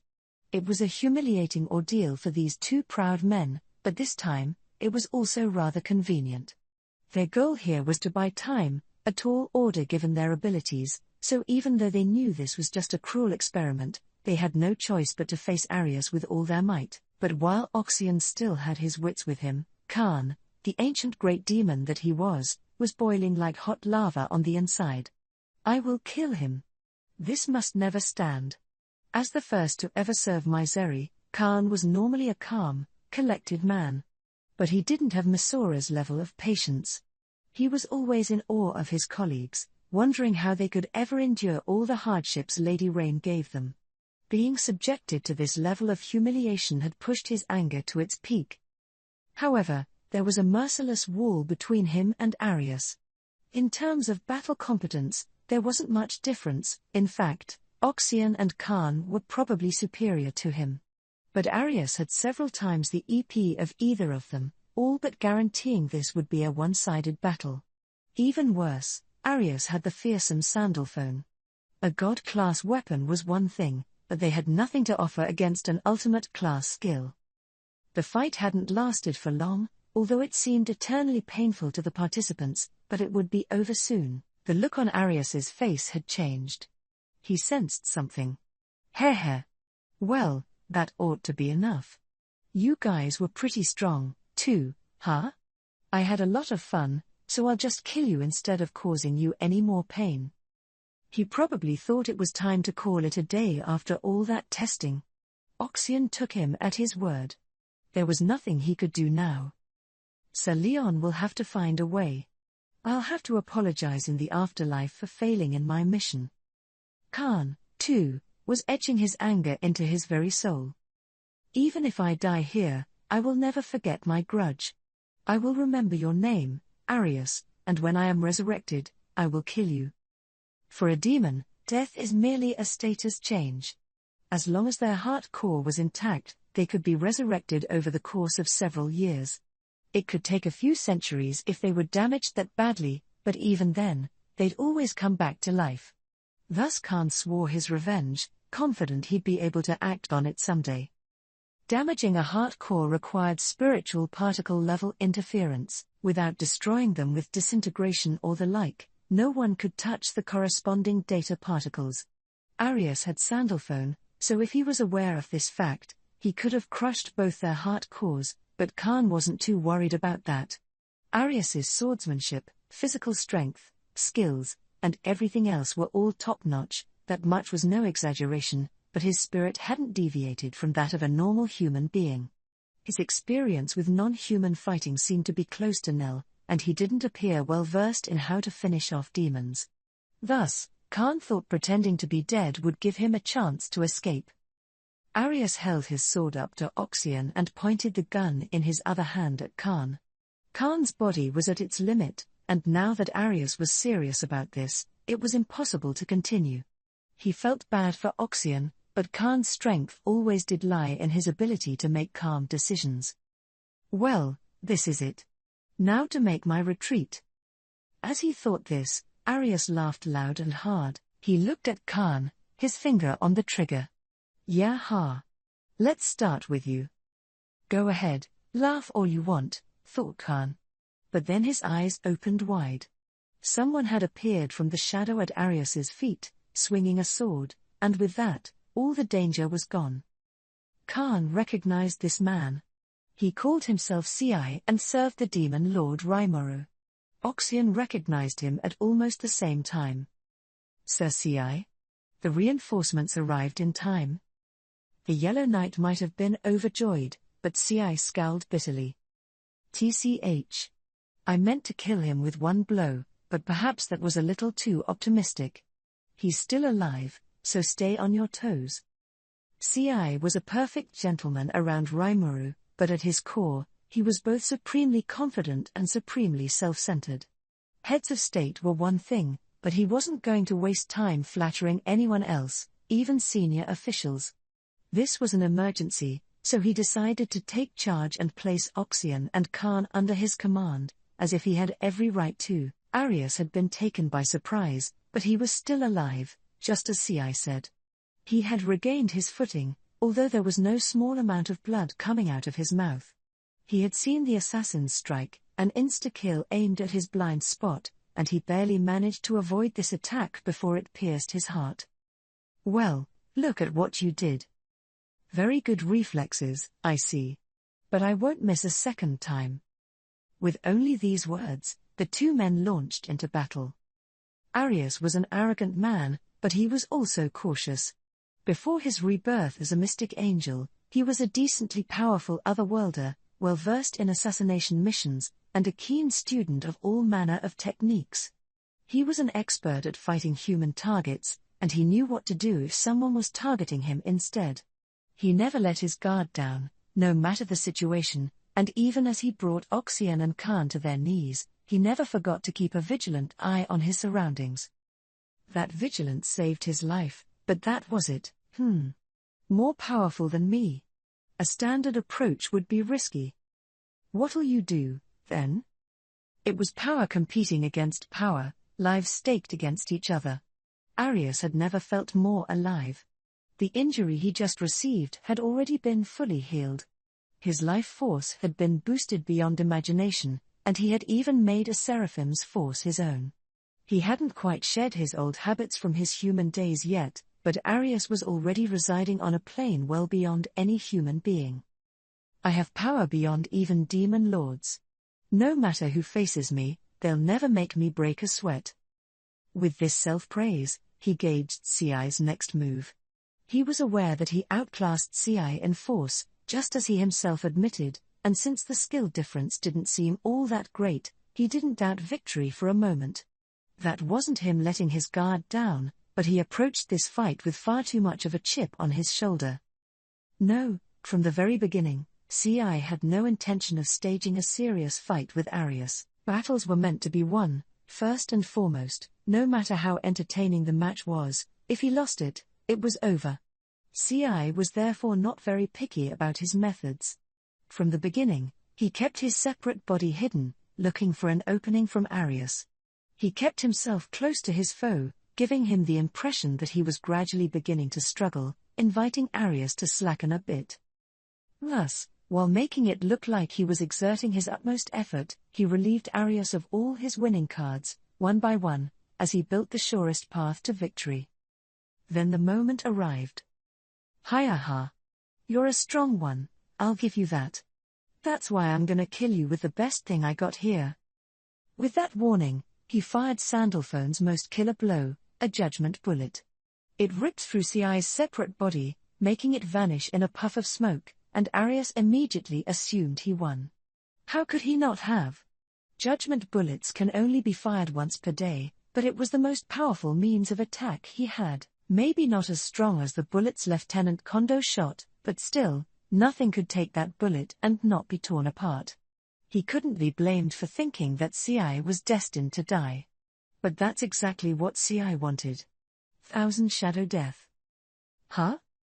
The shadow extended, seizing Arius. Wait. And so, after pinning him down helplessly, Ci used the pair of swords in his hands to destroy his opponent's heart. It was initially a word from Feldway that got us out from this stalemate. Well, it's about time. Any further combat seems meaningless. Hearing that, the first words in my mind were, "Say that sooner, dude." If I could have cornered him right here and now, that would have been best, but, sadly, we were the ones without much of a leg to stand on here. I think backup would have come our way if we kept fighting like this, but honestly, I couldn't be too certain about that. I didn't think Ranga or anyone else was about to lose, but I couldn't deny that this might be overly optimistic of me. The whole castle had this aura of danger around it, so now I was getting nervous. Were they struggling? Generally speaking, I didn't want to fight at all unless I knew for sure I could win. This time, though, We came in without amply preparing. We had flown over to enemy territory without fully analyzing their forces. I didn't expect our communications to get cut off like that, after all. We had at least an image to work with thanks to Dino's tattling, but this was a lot more resistance than I anticipated. I mean, Jahil's just overwhelming Benimaru over there. It's not fair. I was kind of running on the idea that Benimaru would whip his guy real fast for me, like usual. But this was hard to believe. If anything, it's a wonder he's still on his feet, even. So, yeah, if he's ducking out, I'm not about to stop him. I'm not, but I won't neglect to egg him on a bit. Oh? You think I'm about to let you go that easily? Sylvia, still fighting Leon, seemed the most surprised by this. She glared at me, all but screaming not to press my luck. I got the idea she wasn't as socially tactful as her daughter Elmesia. It's better to hide your true feelings at times like this. When you're struggling, say the opposite of what you think to trick your foes. Right? That's textbook stuff. Hair. Not only have we achieved our goal of bringing Leon, possessor of Metatron, Lord of Purity, into our fold, we've also rooted out and eliminated the traitor in our way. I've even examined your full skills from start to finish. We've accomplished quite a bit here. He wasn't about to put up with that kind of goading, huh? But then, that's my whole mission here. Not to sound like a sore loser, but I want my opponent to feel good about leaving. If he says actually, never mind at this point, that's trouble for me. So, as I continued saying go away, to myself, I kept on ribbing Feldway. Oh, what, you scared of me? Well, my friends are gonna run in here pretty soon. Then I win for sure, so I get it if you want to run. I launched another onslaught as I spoke. Feldway, perhaps a little shaken by my words, slowed down for a moment. I could feel my sword graze him, but he was unharmed. Or was I wrong? No, I feel like I've grazed him a few times by now. You are annoyingly impertinent, you know that? Just like the master of Noah should be. The next time I see you, I'll crush you with the kind of force you've never seen before. I hope you're prepared. Not if I do it first. You seem to have a pretty hard time with Diablo, so I'll just pit him against you next time. I was sounding like a character from a comic about juvenile delinquents, but now Feldway seemed mortified. He looked like this was the last thing he ever wanted in this world. That expression of his was impossible to miss. My most secret of techniques, leaving it to someone else. But it was so effective this time, I thought I really would push Diablo on him, no matter how much he whined about it.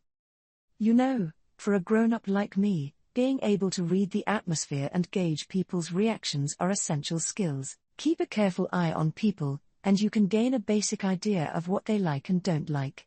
After working in the construction industry for over a decade, a scene where social skills made all the difference, I was pretty comfortable throwing this kind of harassment around. It was obvious from Feldway's words and actions that he had a hard time dealing with Diablo. I kept worrying that I was mistaken as I spoke to him, but I didn't seem to be, which was a relief. You really are a thorn in my side. I'm quite honored by your praise. Tisk. Enjoy it while you can, then. Jahil. Leon. We're pulling out.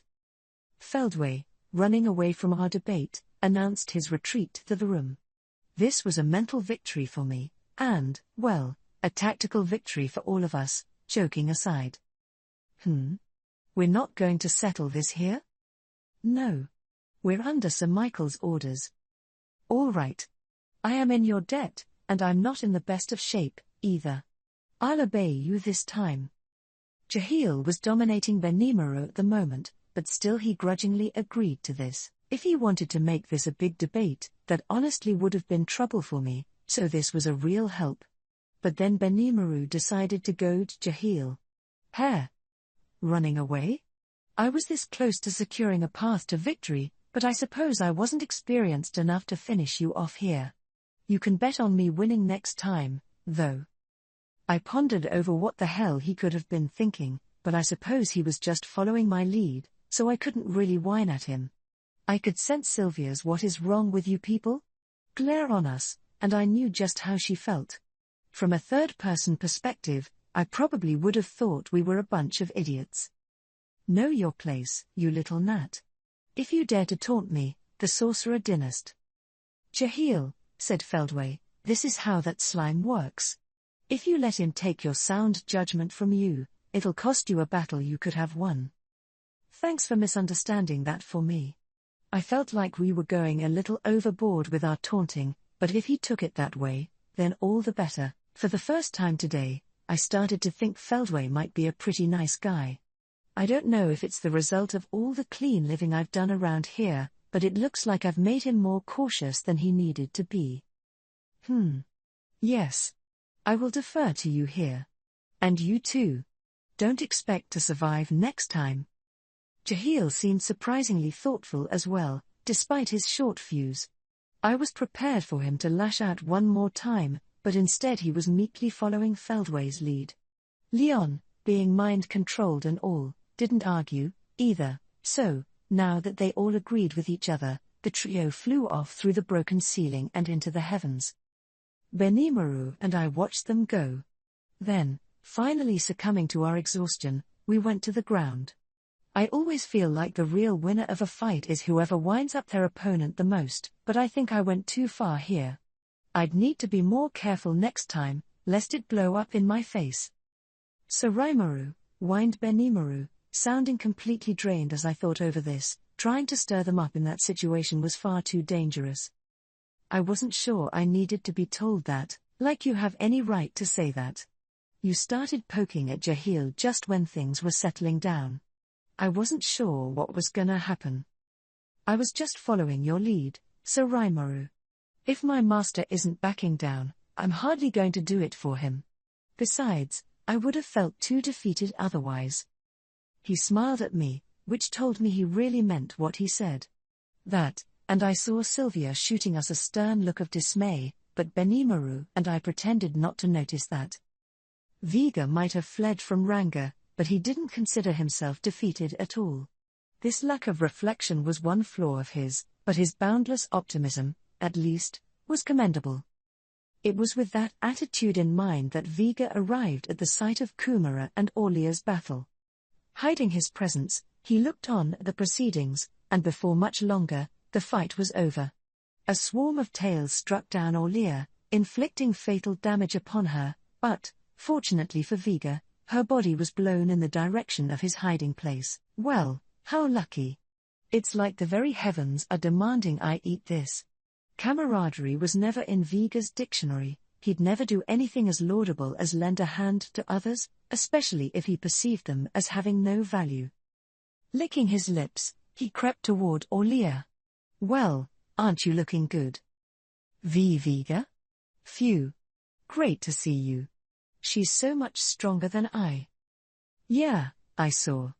But don't worry. I'll get revenge for you later. Orlia thought that Vega might just have a nicer side to her. Only when she felt a sharp pain immediately afterward was she forced to realize her error. What are you? I'm going to eat you and your soul, so give me that skill of yours. Then I could wipe up that wimp easy. Esther Michael would never allow this. Shut up. It's eat or be eaten in this world, you know. And the stronger I get, the happier Michael's gonna be. Vega let out a loud, vulgar laugh. Then, showing no mercy to the greatly suffering Orlia, he upped the pace of his consumption. Only when he eventually reached her neck did she finally breathe her last. Truly the work of a monster. An ugly sight indeed, isn't it? That's a compliment to me. In fact, as atrocious and brutal as eating an ally like Orlia might seem to others, Vega saw it as a natural, life-extending act. He was just following his instincts, using his ultimate skill Asdahak, Lord of Dark Dragons, to its fullest. As a result, Dominate Organic completely decomposed and disintegrated Orlia, turning her into part of Vega's body. Good. Good. I can feel myself getting stronger and stronger. Vega was elated as he tried out the power he took from Orlia. The alien-looking armor that covered his whole body, crafted by applying control metal to his azure dragon spear, glowed a blood-red color. His hands, his feet, his knees and elbows, all of it was armored to the hilt, like the fangs and claws of a beast. It was at that moment when Viga's magic-born form evolved into something even more hideous. Kumara, watching this unfold, was on maximum alert from the start. She had thrown Aulia away without putting the finishing touches on her because her hands slipped at the persistent gaze that seemed to pierce straight through her. That was how little Viga could hide his ominous, all-powerful presence, and thanks to that, Aulia was dead, and Viga was further enhanced. And given the wounds applied to Aulia before she fell into Viga's hands, this clearly seemed to be all Kumara's fault. That was my mistake, thought Kumara. What matters is quality, not quantity, but here I am, strengthening my own enemy. I could hardly measure up to Sir Rimuru. Inwardly breaking out in a cold sweat, Kumara wondered how she could make up for this. Having tasted defeat at the hands of Carillion, then Frey, she wasn't one to be overly confident about her strength. It would have been best if she finished Viga off right there and then, but she understood that this was perhaps too much to ask of her. When you meet a strong adversary, you need to accurately assess their strength before anything. Fail to do so and all that awaits is defeat, in other words, death. This, Kumara knew from the bottom of her heart, was absolutely unforgivable. She had been let out from the labyrinth, where death was never permanent, and she wasn't about to do something as foolish as get herself killed. Thus, while allowing Viga to power up was beyond shameful, it was best to not drag it out and just make sure she didn't commit an even more egregious failure next time. A single moment made a huge difference here. If Kumara lost her temper and attacked Viga, she too would have been beaten down and preyed upon. But Kumara's wait-and-see approach provided enough time for a third party to intervene. "We have orders to retreat, Viga. The battle is over." A woman suddenly appeared, stopping Viga even as he prepared to fight again. It was my Foki, who had been watching in silence. Feldway had ordered everyone to pull out, and she had used instant motion to reach Aulia's location. But Aulia wasn't there, and Mai instead wound up preventing Viga from going into a berserk rage. Viga meekly obeyed her. He had just obtained untold powers, and he instinctively understood that he wouldn't be able to absorb any more food at the moment. Thus, with Kumara no longer in danger, the battle was over. After reeling Viga back, Mai headed to the very place where Arius was dying. His defeat was already set in stone, his heart completely destroyed by Ci. But as a mystic angel, not even losing his heart would cause Arius to die. It wasn't pumping blood, but rather magical or spiritual force, the origins of his power. With enough skill, he could use it to control his force any way he liked, but without a heart, he couldn't exert much of it at all. It was certainly a critical situation, and in Arius's case, he was growing lethally weak, the remnants of his human days still not fully leaving him.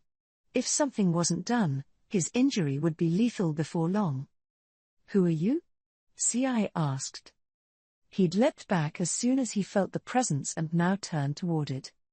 "My name is Viga, and you should be glad I gave my name to a minnow like you." Ci's face collapsed upon hearing this. He was aware that he tended to easily lose his temper, but that was ill-advised for a covert agent like him, so he had learned how to separate his head from his heart and turn his anger into energy. Normally, despite his anger, he'd flash a cold smile as he calmly tormented his enemies, but that seemed difficult right now. One look at Viga, and he knew he had grown freakishly strong. "This is Viga the Power, one of the heads of Cerberus, I think. He doesn't match our previous investigation results. What happened in such a short period of time?" In this world, a chance event or two could grant enough power to turn someone into a completely different person. Rimuru, the master of Ci and others, had experienced similar super enhancement as he became first a demon lord, then a true dragon, a fact Ci was quite aware of. But that didn't mean he was just going to nod and let this go. Something had clearly happened to Viga, and Ci thought it necessary to figure out what, but he'd already missed his opportunity. Mai, who never liked saying more than what was necessary, had already made her escape. She escaped my notice when appearing here, C.I. muttered to himself, and then she disappears without warning. She might be even more trouble than Vega.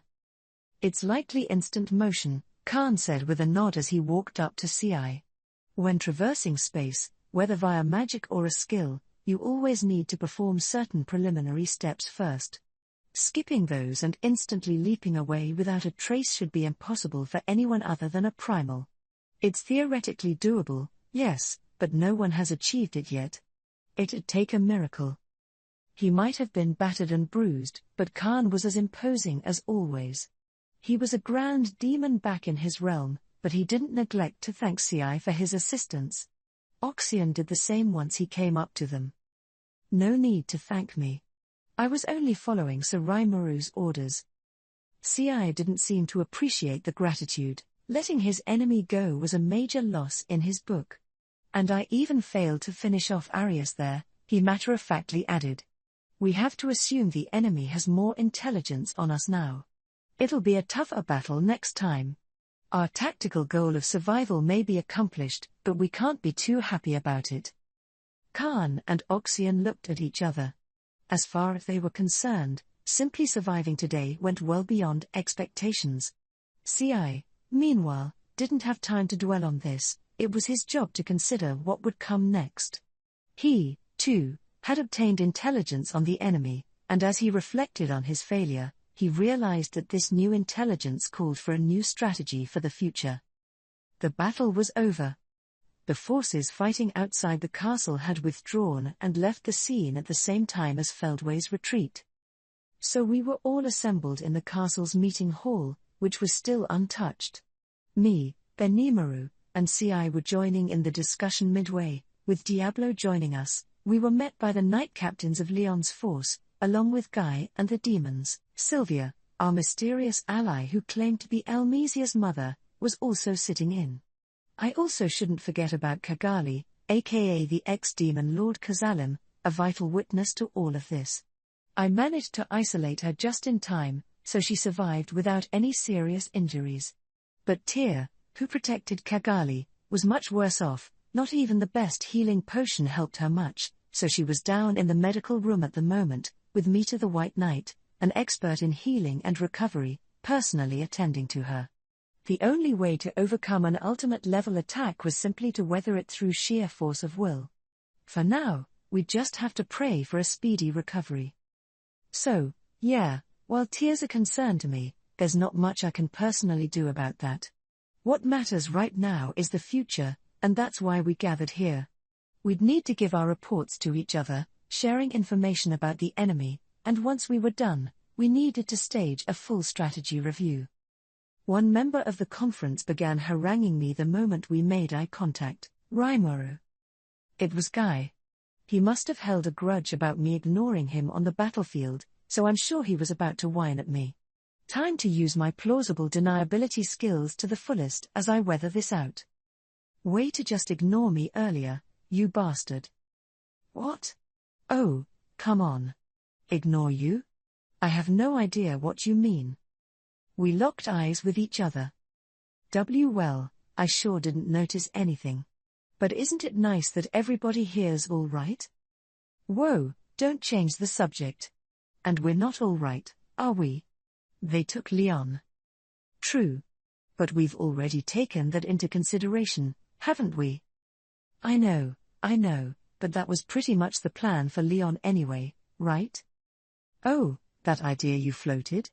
All it sounds like to me is kicking the can down the road, but are you sure it's gonna be okay? Probably. Guy was drilling his eyes into me.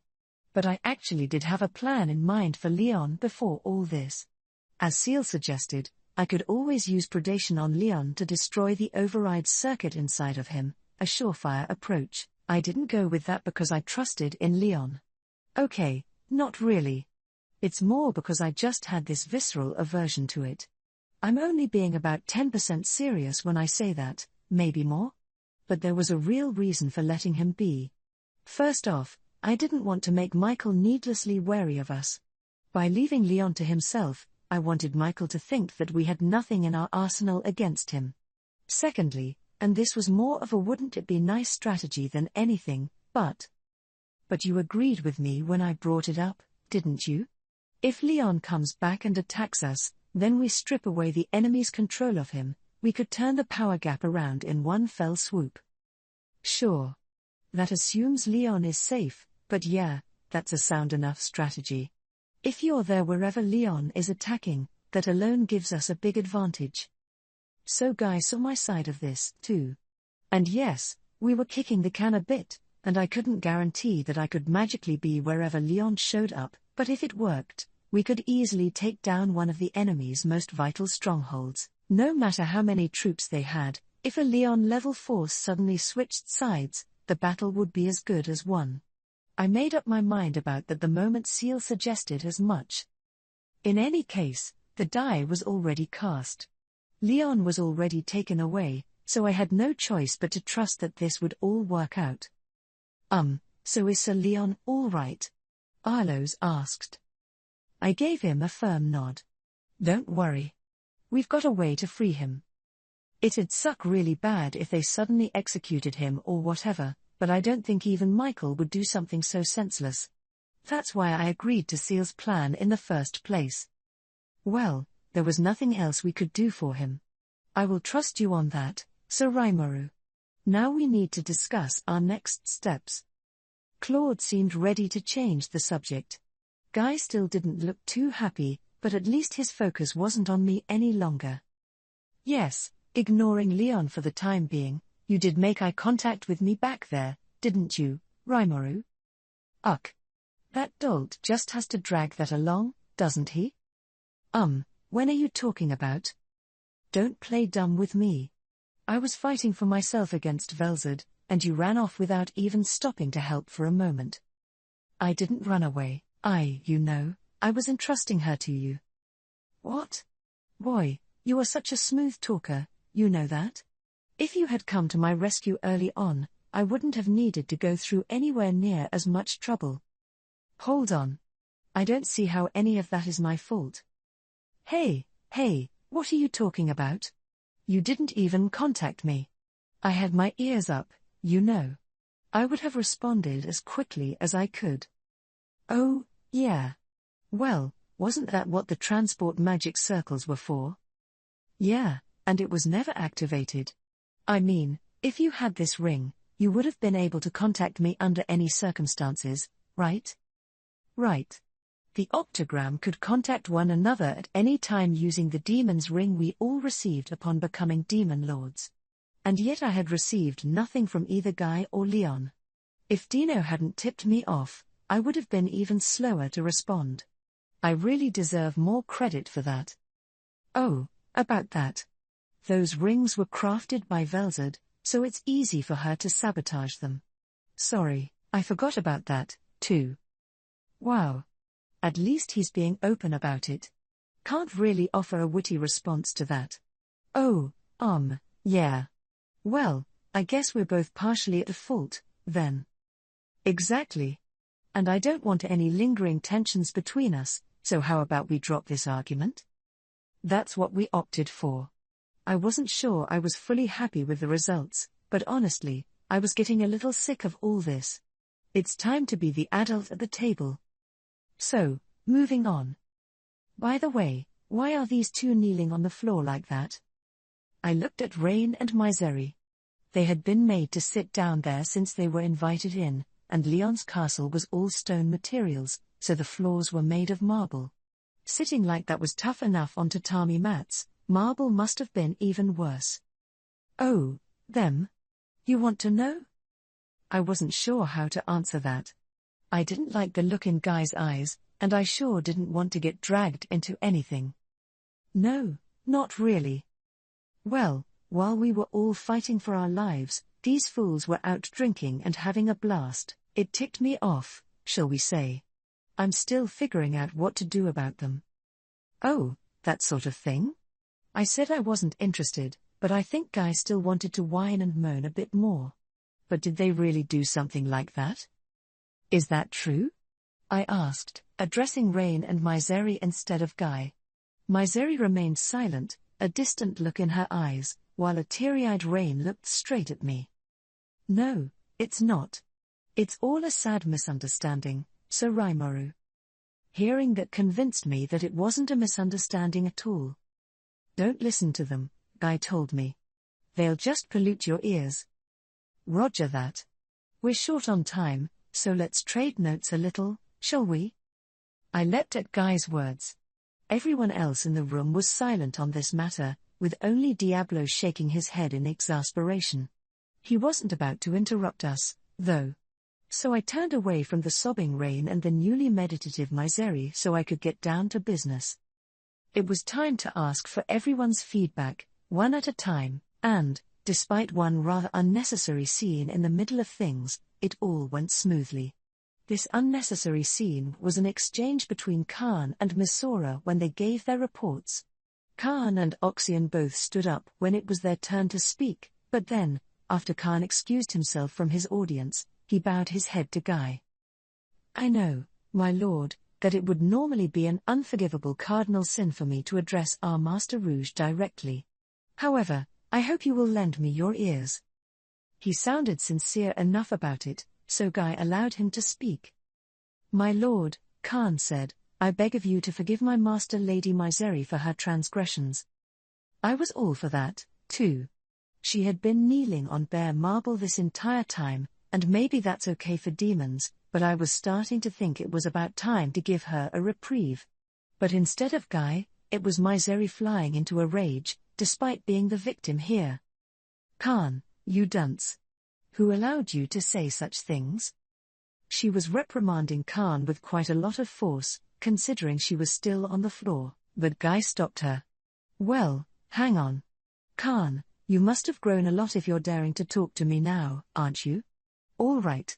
In consideration of that, I will let Misery free. With that, Guy forgave Misery and ordered his servant to prepare drinks for everyone. That was all well and good, but it led to other problems. We had only been talking about Misery so far, and, as expected, Rain jumped to conclusions. It was now Misora who stood up to speak, and much like Khan, she wanted her master Rain to be released. But Guy was having nothing of it, and probably not because he didn't like people rehashing matters in front of him, either. I'm good at reading a room, so I could tell that Guy was growing irritated. Misora must have picked up on it, too, because she quickly backed down once he told her no. Knowing when to fold is a good sign of talent. Misora seemed like a pretty capable person to me, despite serving under Rain and all. But some people really can't read a room. But why, Misora? Why did you give up so easily? You're far more talented than Khan.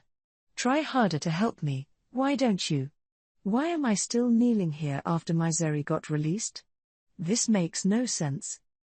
And on, now I was sure of it. Rain was the youngest child of this family, a spoiled brat. Please give it up, Misora said, admonishing this child. If you keep adding to your list of crimes. That was enough to calm Rain down. She glanced at Guy, realizing how poor of a position she was in. You need to truly reflect more on what you did, all right? Do you even understand why what you did was wrong? What? Rain vacantly stared at Guy. It was cute, but now that I knew how she really was, it just seemed needlessly sly to me. This really isn't the time for this, Guy said, looking utterly exhausted, but it's always trouble for me if I let you get away with these crimes.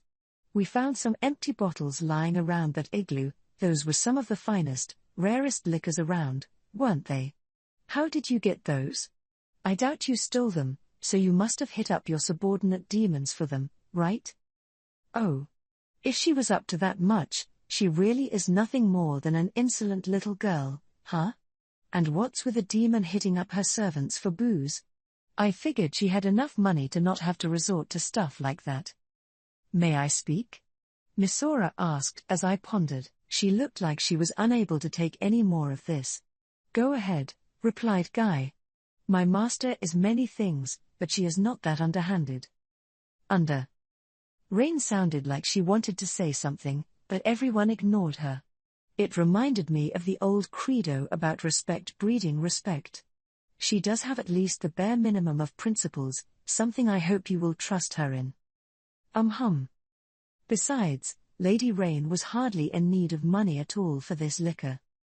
No? Then how did she? Guy didn't have any time for Rain, but he took Misora's appeal very seriously. That made Guy feel surprisingly decent and normal to me. But then something strange happened. Well, isn't this enough? We're in the middle of an important conversation about the future. Rain's punishment is of little importance compared to that. It was Diablo stepping up for Rain now. It was so clearly unnatural of him that both Guy and I stared at him. Something was going on. My gut told me as much. How suspicious of you, Guy muttered, agreeing with me. Diablo, you shouldn't try to hide things from us. K-hair. I'm not hiding a thing from you, Sir Rimuru. I just felt sorry for her, so I thought I'd extend a bit of a helping hand. Ah. No way. He just doesn't have that kind of personality. I was about to say as much to him, but I held it back. Instead I just stared at him, a very effective strategy in times like this. As expected, Diablo began to look away from me. I always thought he was kind of mentally frail by demon standards, and I was right. Flustered, he finally told us the truth. That fine liquor, you see. It was a gift from me to Rain. Huh? Well, that's weird, isn't it? We may have forged a pact, but weren't you fighting against us until not long ago? Why would you be showering Rain with presents now? Guy was absolutely right. Now I get why Diablo was so eager to come to her defense. If we had the empty bottles as physical evidence, it'd be easy to trace where they came from. I had CI on hand, too. Diablo must have decided there was no more getting away with this. The real problem, though, was how the seller was related to the buyer. I shot a glance at CI while Guy and Diablo were arguing. He knew just what I wanted from him, promptly securing the evidence for me. There was sweet amazake made from black spell rice, pseudo-sake, dark sake. Bottles of all this, lined up in order of alcohol content. There were even a few low production quantity test batches. None of this stuff was for sale in the marketplace, making it literally priceless. They were only available within the borders of Tempest, and I certainly didn't need CI to pinpoint the culprit here. And, really. You mentioned earlier that you were having some drinks, but you went through this much in one go? I asked. You see? Guy said. I have every right to be mad, don't I? You need to chew her out more for me, Rimuru. True, that would make a person mad. You're kidding me. When everyone was fighting hard, you were sitting around doing this. I never thought I'd end up feeling sorry for Guy, but it's a boss's job to clean up the messes his employees make. If anything, Guy was being pretty lenient here, only forcing Rain to kneel on the bare floor like this. But Rain wasn't done with her excuses quite yet. No, these were necessary for the advanced psychological warfare we were engaged in. We weren't just enjoying it all on our own. Psychological? That's right. We painstakingly procured these bottles in order to make Pico and Gaasha reveal their secrets. If anything, I think I deserve a little praise for this. Incredible. In these circumstances, she's still insisting this was some great accomplishment on her part. I couldn't believe it. When these primals slummed it, they sure went all the way. Diablo seemed to share in Rain's if I never admit to it, I never lost mentality, too. I assume it's kind of baked into demons like them. So, Diablo, I'm curious. These can all be bought with points at the shop, right? And I doubt you gave these to Rain for free. What kind of deal did you make? Leaving it to Guy to judge Rain's testimony, I pursued Diablo's involvement on my own. Well. Diablo was hesitant to speak. I guess he thought it unwise to lie to my face, but it didn't last long. CI was here, too, after all. Spit it out, he told him, and then Diablo finally gave up. It turns out he had been passing these bottles to Rain in exchange for some paintings from her. Oh, so the unknown artist passing portraits of me around was you, Rain? No wonder. That explained why we couldn't trace them. But at least I knew Diablo wasn't involved with making that artwork. That would have been the worst ending ever. If he was just a distributor, not a painter, that was all legitimate behavior, nothing I could chide him for. That didn't mean I was going to leave my portraits out in the wild, though, so I ordered CI to take care of those for me. No need to worry, he said. I have already ordered Soka to search Diablo's chambers. Isn't that going a little too far? No. This is an infringement of your publicity rights, a serious crime that deserves a serious response. We've already issued a search warrant, so everything about it is legal. He works fast. CI strikes again, I see. Diablo was now on the floor in shock, but I pretended I didn't see that. While CI and I were solving this mystery, Rain was finishing her explanation to Guy. Much to our shared annoyance, she had actually acquired some pretty useful intel, the location of the enemy's base, what kind of force they had assembled, and so on. We didn't know how trustworthy this info was, but it all seemed pretty legitimate. I had only been partially listening in on this, but what I heard made me turn toward Rain, astonished. So that's how I obtained the intelligence from those girls. And it felt like the battle was over by then, so then Pico said, "Oh, I got a call from Feldway saying it's time to go back, so that was the end of our girls-only retreat, interrogation." I got the feeling that the true aim of this rendezvous was something else, but we couldn't ignore what Rain told us. What intrigued me was how Pico and Gasha reacted to them. Michael's full domination had made Leon fall to the enemy, and Diablo reported to me that Zerario had been taken over in similar fashion, but Pico and Gasha didn't seem affected whatsoever. Otherwise, it made no sense that they enjoyed this drinking party right up to the end. I think I had an answer, though. Perhaps Michael's domination wasn't so effective on people when they were isolated from the pack. This was pretty trustworthy intel, in my opinion. This domination took effect only when it had a clear target, whether Michael had a visual on them or used magic sense to track them down. This likely meant that once someone controlled by Michael left his sight, he wouldn't really know if they were controlled at all. If Michael used thought communication or the like to send out regular orders, checking whether they were properly executed, perhaps he could check if his control was still working that way. But if we secretly released Leon from his spell while Michael wasn't there, we could very likely finish up the subsequent battle without the enemy ever knowing. I glanced at Guy. He was already looking at me. Rain has done much for us, I said, and Guy reluctantly nodded back. True. She's a complete nwit who never helps when it matters the most, but sometimes she surprises you like this. I hate to admit it, but she's done it again. I hated to admit it, too, but some people in this world just have a knack for getting things done. The kind who act like they're just screwing around, but still keep putting up results. Something like a genius, maybe, but it takes a pretty tolerant boss to truly recognize the work of people like that. If they were taking away someone else's achievements, that'd be a problem, but if not, they deserve to be praised.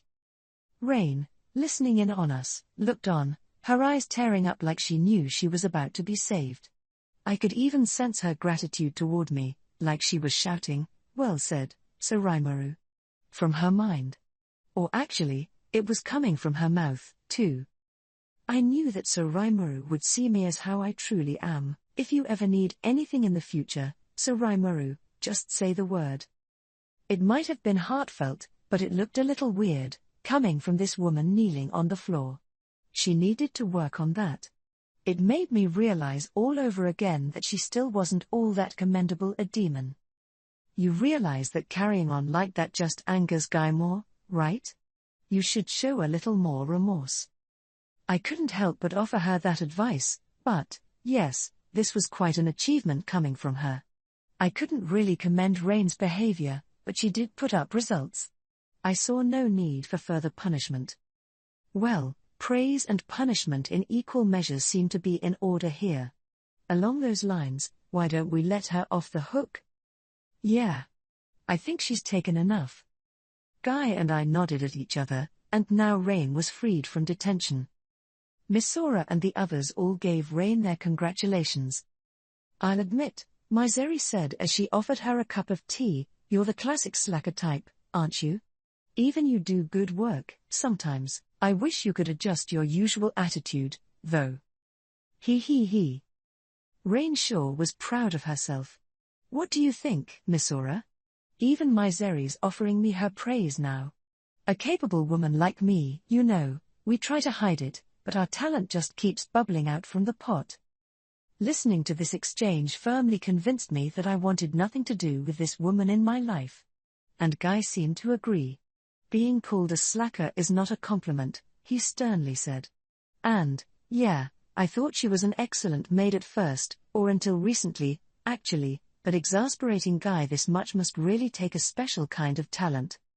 But as I was just about to write her off, Rain and her demon servants were having a little party of their own. "Brilliant work, Lady Rain." Even Miss Sora was egging her on. Why was she doing that? This is exactly why Rain gets so carried away. It was giving me déjà vu, actually. It was exactly like how Thraney treated Ramirez.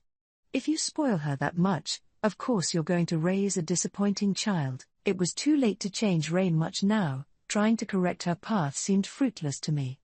I pledged to myself that I'd try to steer Ramirez more in the right direction, while we still had the chance. So although we got kind of sidetracked there, the rest of the feedback exchange went pretty smoothly. Let's summarize everything we've figured out so far about our enemy.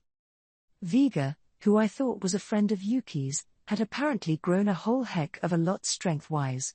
He would have wiped out Miss Sora and her team if Ranga hadn't scurried in and driven him off.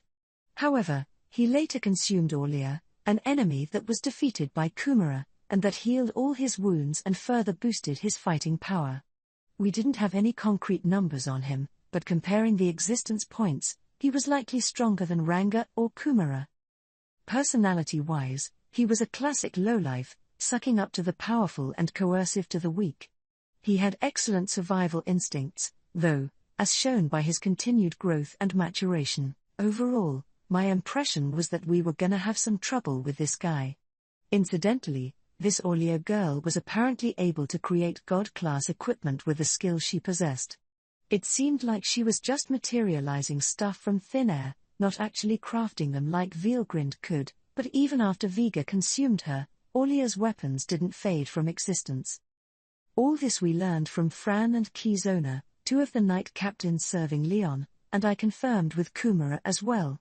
It was safe to say that Vega now had this weapon creation skill as well. Leaving someone like him unaddressed was bound to get real dangerous for us soon, so I resolved to take action as soon as possible. I'm kind of like him, after all, in a lot of ways, so the threat seemed awfully more realistic in my eyes. CI told us that the enemy he defeated by surprise was a warrior who called himself Arius. Unfortunately, he managed to escape before CI could finish the job, a rare blunder on CI's part, but after hearing how things transpired, I'm not sure there was any way to salvage that. The enemy's got people with instant motion, after all, a fact Khan testified to as well. They both reported that it wasn't a magic spell, but a skill, making it possible to jump through space without any preliminary calculations. Very powerful indeed, in a way that was hard to quantify but still made me worry. If they were well versed enough in that skill, they could catch us completely unawares. Simply knowing in advance that instant motion was in the enemy's hand of cards was a huge gain for us.